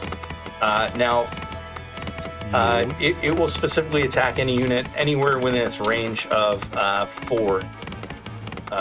Yeah, it's 4 spaces, I think. Okay. So Yes, you're right. now there's actually, as I can see here, he's got some archers. So if I get too close to shore, you can see they're actually going to be able to reach my battleship and do some damage to it. But if your opponent's not paying attention, or they're just dumb like an AI opponent, they're going to stand right on the shore there and get clapped. So yeah, these, as you can see, they do pretty devastating damage. So when we're talking about our ground units, we're talking about 10, 12, 14 damage. Here, we're talking 50 to 130 damage. So these guys are just going to smoke anything that's in their range. Now, on this map, certain positions, and unfortunately for my opponent has one of them, are close to the shoreline, which makes you very susceptible to ships. And yeah, so you can see his guard tower is attacking my battleship, and actually didn't repair it in time. Smoke that. Yeah, so you can see he's basically just one-shotting these archers as the computer opponent. Yeah, like it'll just sit here all day building in the same location, and yeah, so like, yeah, I can literally just sit here all day, and it just doesn't have the intelligence to do something different. Anyway, so I guess I might as well beat down my opponent a little bit here as I'm going over the going back to the towers. All right, so let's keep focusing on guard towers. So guard towers, you don't need to wall them off, but it helps. So let's say this is like the front of your base, and so you've got a blacksmith here, and then you've got this guard tower. It would be smart to build kind of like this, Okay. and then, you know, like choke this area, and that way this is all blocked off, and this guard tower is just going to attack everything. Now, because guard towers can attack anything that's right next to them, it's not as important that you wall them off this way, but it is more important that you do this with cannon towers, because if this was a cannon tower, and I'll go ahead and I'll put my footman up here to block this little area off here. So now this is, I mean, it's not impenetrable, but it's going to be much harder to get at this guard tower than it was, you know, 30 seconds ago when it was just there completely exposed. And another thing you need to watch out for too is, like, if I accidentally chopped out here, this whole setup is for naught, because the opponent can just run right through here because I've let him through the front door. I've chopped out my my protected area here. Set sail. Anyway, so Aye, Captain. we'll beat up the computer here a little bit more.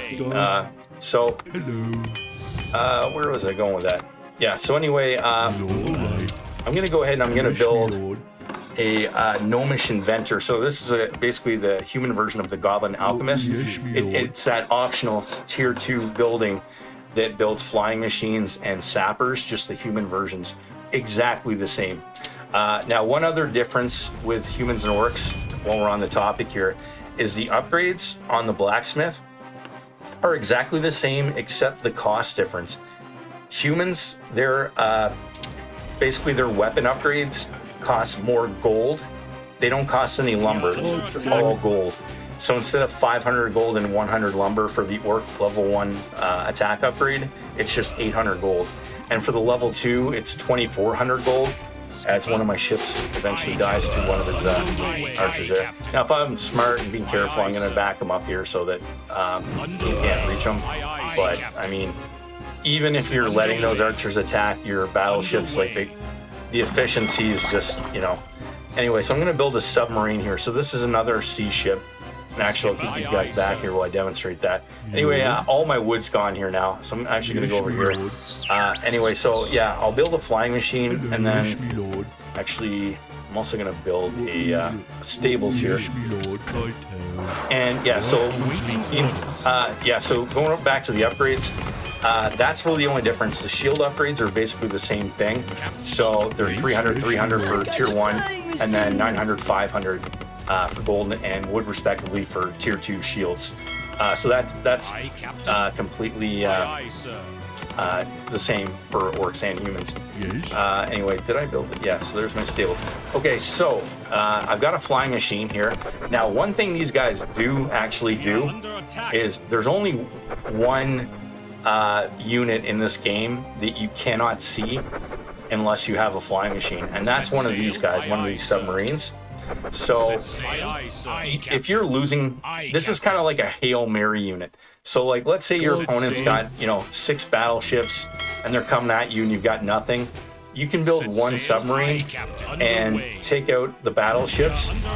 And if your opponent has a flying machine, it won't matter because these guys are just going to sink it in one shot. I won't do that right now because I want to show you something else, but actually I'll just build another one anyway. But yeah, as you can see, these do pretty significant damage to these battleships. Enough to, take them out eventually. Now, if your opponent has a flying machine, he's going to see this and he's just going to immediately sink that in one shot. So this, even though it does pretty good damage, it still takes like 6 shots. It's no match for this one-on-one assuming you can see them. But the issue is, if you don't have a flying machine, and they have one of these, and you can't see it, then it can keep attacking you, and you literally can't fight back. It's invisible. Except for one circumstance, and that's where this attack ground comes into play. So even though you can't see it, if you're being attacked by a submarine and you can't see it, if you have a battleship, you can actually use attack ground, and then it'll eventually kind of move into it. Well, anyway. I'll just leave him there. Yeah, so once he's in that position, yeah, as you can see, one shot, he's gone. And anyway, so he's taken out my fleet there, so I'm going to just go send him over there. And I'm going to make a destroyer here too to kind of show you the difference between them and battleships. And as I do that, I'm going to go up to Fortress, so my tier 3 for humans here, and I'll send my flying machine over there just to see what's going on. Yeah, so I'm running out of wood here, so I'm actually going to build a demo squad, and I'm going to show you how to get rid of these rocks here. And this is really the only way. And actually, while I'm doing that, I'm going to also show you another little trick you can use. And you can use this on any kind of map. It really just depends on the map, but it's basically a way that you can actually hop your unit over from one area to another. Actually, it's not. I think they changed this map around a bit. I think this is like the BattleNet edition of it, so maybe I can't show that to you here. But anyway, the idea is that you can essentially... Actually, I'm going to build a... okay, so I'll show you this first. Okay, so this is your kind of like I was saying earlier, like your archer version of a, like a ship in Warcraft 2. Now, you can see the difference here. Like 2 to 35 damage against 50 to 130. This unit, you usually, and it doesn't have the attack round feature either. It's a little bit cheaper than a battleship, and it doesn't require a foundry to build it, but it is much, much weaker. And so the only reason you want to make these is if they make dragons or griffins, because these actually attack air units, whereas these do not. So one strategy to use in this game, if you've lost a sea battle and your opponent has a bunch of battleships, is make some dragons, and then you can take these out and they can't do anything about it. And in that case is when you'd actually want to start building these, because outside of that, these ships are almost pointless because they are fairly expensive. Not quite as expensive as the battleship, but the amount of damage they do, it pales in comparison. So if I go ahead and attack this, one shot, it's almost dead. If I go ahead and shoot back, you can see, I mean, it would take like 8 of these things to take on one of these. Yeah, well, maybe not 8, but you get my point. All right. Anyway, so I've got this little dwarven demolition team, and I'm actually going to blow through these rocks, at least some of them. So it's going to take me a couple shots to get all the way through here. That is the only way to get through rocks. So if you see rocks in a map, you just know that if you want to get through them, a lot of maps will have rocks and they'll surround like a gold mine, for example, that you're going to need to get either a sapper or a dwarven demolition team. So now the most important water unit for water maps are one of the, oh jeez, okay, perfect example. He's got a griffin here. Now if I didn't have that, actually I'm gonna have to make another one now. In fact, I might just make another ship here because I don't want to be messing around with this guy. So I'm gonna go ahead and repair that because we want to get that out as soon as possible. Anyway, so you can see here he's attacking my oil tankers with that griffin, and I actually don't care about that. So I built my transport ship. I'm actually going to run him away from this griffin. I want to build another destroyer so I can kill this griffin here. And as I'm doing that, yeah, run these guys away before they all die. Anyway, I'm out of wood. Actually, not quite. I got some wood up there. I've been not really paying too close attention to my economy, as you can see here. All right, so I've got another one of these. So we're going to go down here and blow up these walls. Actually get my flying machine looking around here too, see what else he's got going on. Yeah, so I'm going to take one more shot there, so I'm going to have to build one more of them. And yeah, so where is my destroyer? Where did my... This griffin. Anyway, there's my submarine. I don't think he's actually built a shipyard yet. Oh, there it is. Where did my destroyer go? Aye, Captain. Aye, Captain. Underway. Okay, so that griffin should make short work out of that. I'm actually not sure who wins a one-on-one. Yeah, the ship definitely wins. Yeah, so griffins or dragons on water maps are kind of like a Hail Mary for somebody who's lost the ship battle. Between them and submarines, you can kind of come back from some pretty lousy situations. All right, so here's my transport ship, and so here I'm kind of landlocked because of these rocks. As I actually say that, I'm going to finally finish breaking through. But what I'm actually going to do anyway is I'm going to put my units on this transport. Actually, yeah, can you put 12 units on a transport now? I'm actually just going to test that. See how many units I can get on this bad boy. I think the max used to be 6 units you could put on transport. Yeah, it's still 6. Okay, so you can only put 6 units on a transport, which makes shuffling your units around kind of obnoxious. Anyway, so as I've blown through there, now I can move into this other area of the map here. And you'll see this tower. It can also see my submarine. Just something to keep in mind. So I mentioned the Zeppelin was the only thing that can see it, but actually towers can too, assuming you're close enough to land to see them. But if you're in the middle of the ocean, it's basically like a flying machine or nothing. Anyway, so as I run through here and bring all of my worker units down to my new gold mine, which I probably don't even need to finish this game off, but whatever. Yeah, I'm going to go ahead and just get another base going here because I want to show you tier 3 humans. And then that should more or less wrap up this this video here.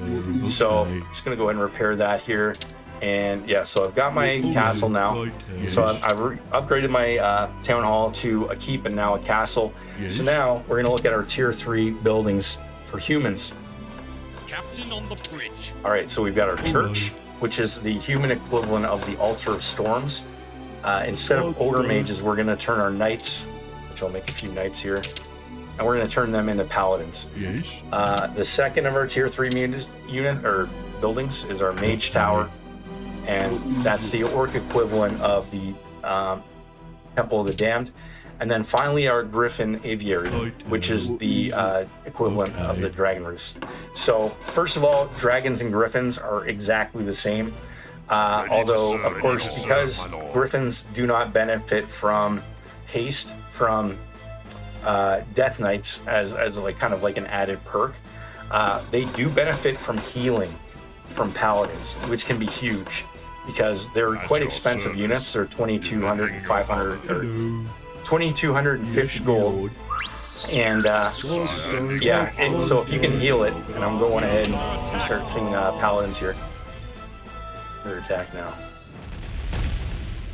Set Another one of sail. these guys. Aye, Captain. Skipper. Underway. Anyway, okay, Skipper. took care of him. Oh, Aye, great, another one. Captain. Aye, Captain. He's got griffins Aye, coming from Aye, down here Captain. somewhere, so I'm curious if he's got another base over here.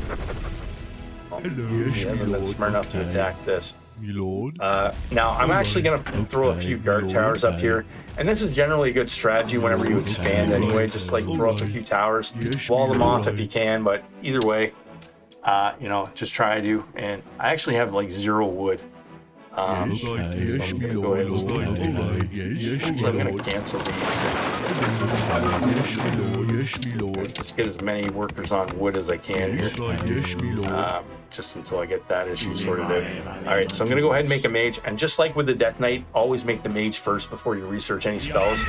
Go ahead and make a griffin here. And yeah, so he actually just has the one base here as far as I can tell. Anyway, so I forgotten transport up here. Now, you can transport any kind of unit in a transport, you know, so you can either use it to expand like I'm doing here right now, or actually I'm just going to go ahead and chop some wood here while these guys are idling, and maybe I'll build a town hall while those guys are chopping. I think there's gold, yeah, gold mines right there. So instead of repairing this, because I don't have any gold, I'm just gonna chop wood. And so when they're all done chopping, I'll then repair the town hall. And then when the town hall completes, I'll immediately have like 700 wood to return to it from their hard work in the forest. Now, I've gone ahead and I've researched Paladin. Just like the Eye of Kilrog, Paladins have Holy Vision. And so you hit V and just click, and it just immediately reveals the area.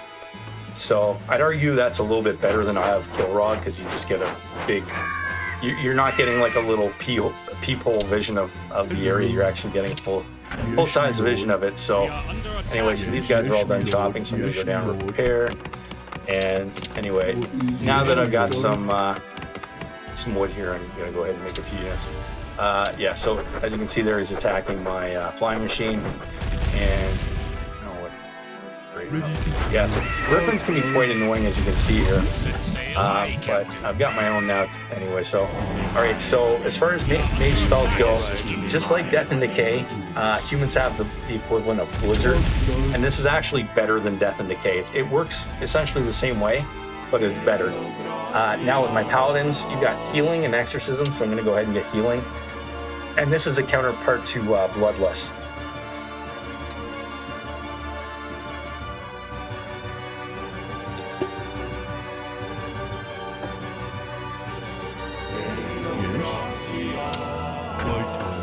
Yes, once, sire.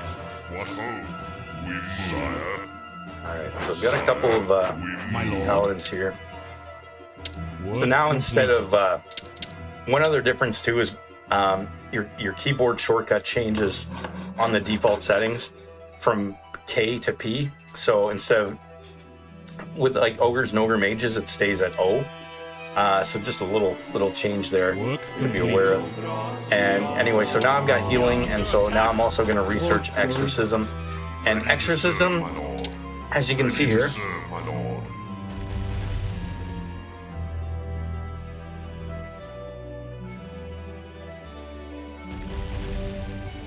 it only affects undead units. There, it's got the. So let me pop it in there for a second. Yeah, so basically, exorcism is one of those kind of hit or miss spells, but healing is definitely valuable.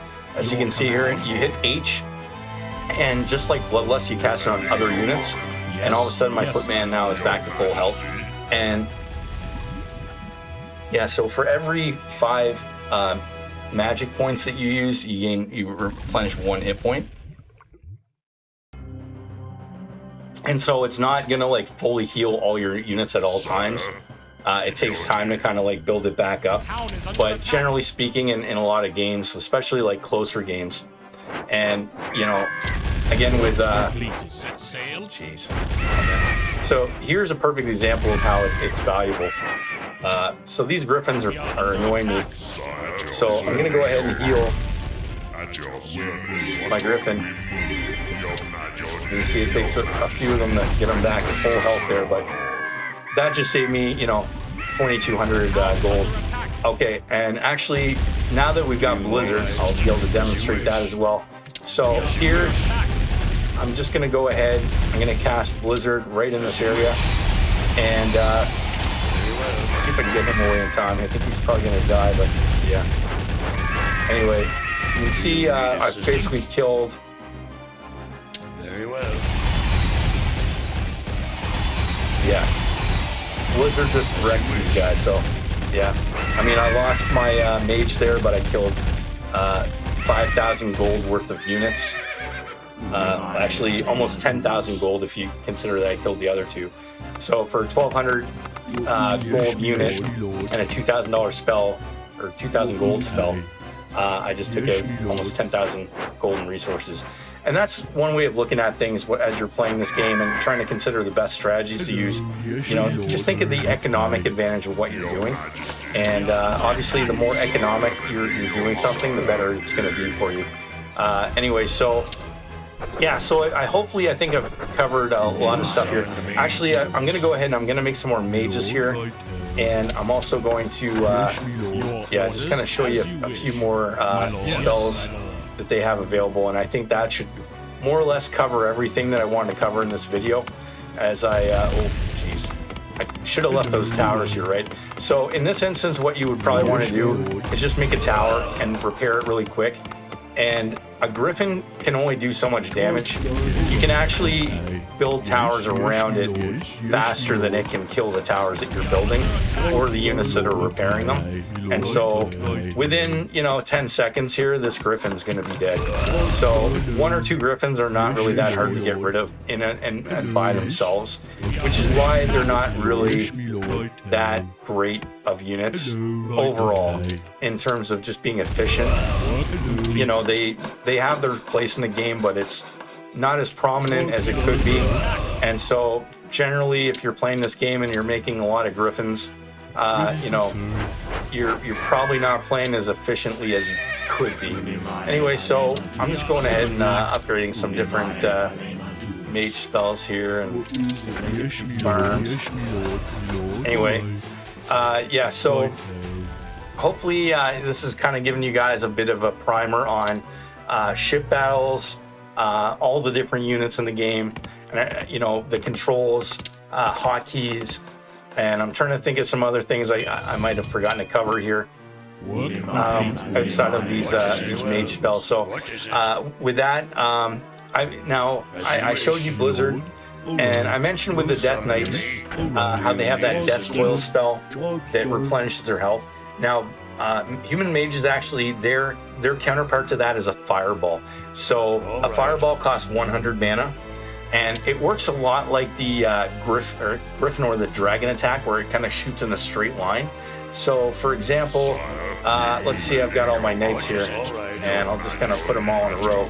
So let's say the enemy's got a bunch of units running at you like this.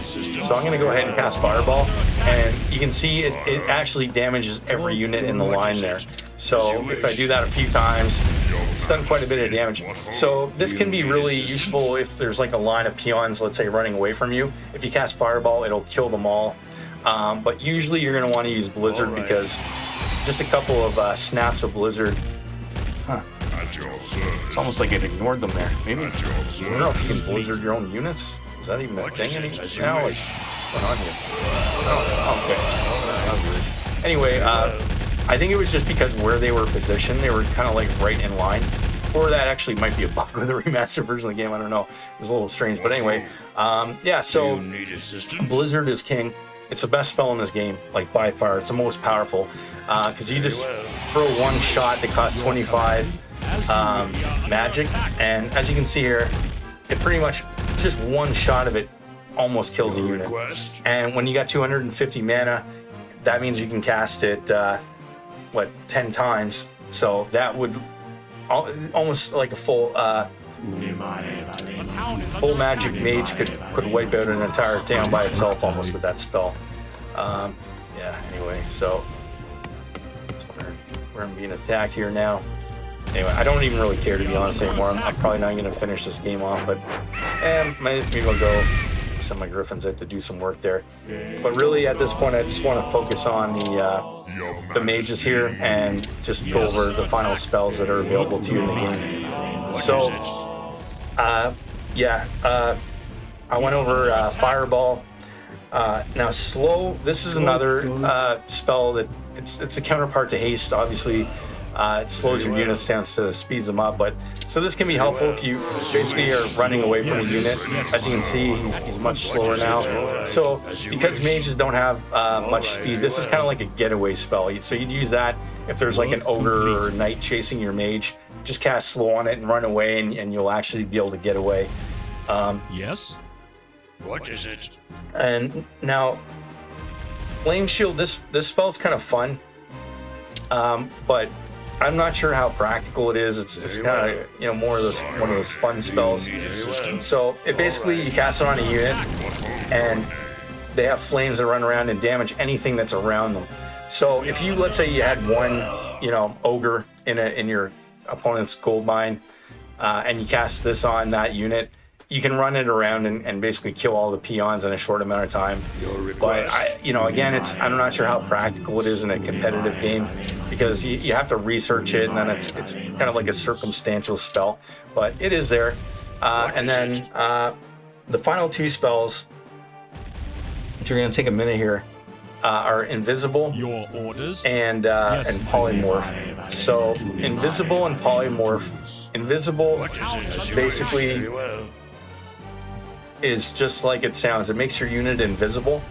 And so this is really a key mage spell in games where you're really tightly contested and your opponent has good defenses, and they've got their eye all over the map.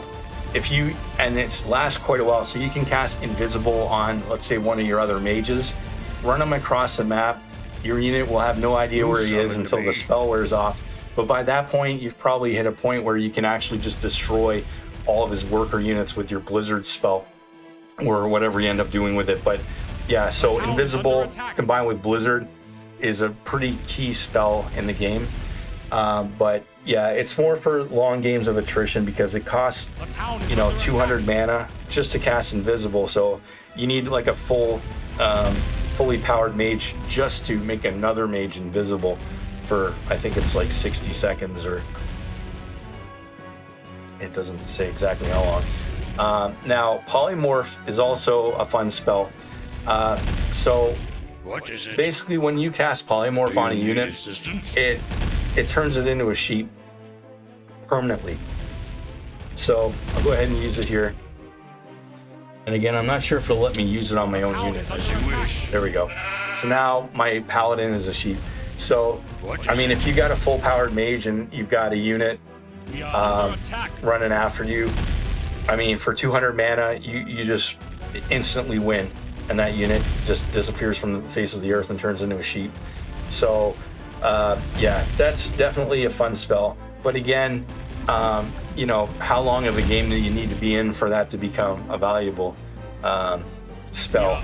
So, there's a lot of different ways to play Warcraft 2 and a lot of different types of games you can get into. But, if you get into these long wars of attrition, that's where these kind of more expensive spells can kind of come into play and let you win a game. But, in your typical like competitive head-to-head actiony combat game where you're playing for 15 minutes, you're probably not going to look at a lot of these spells.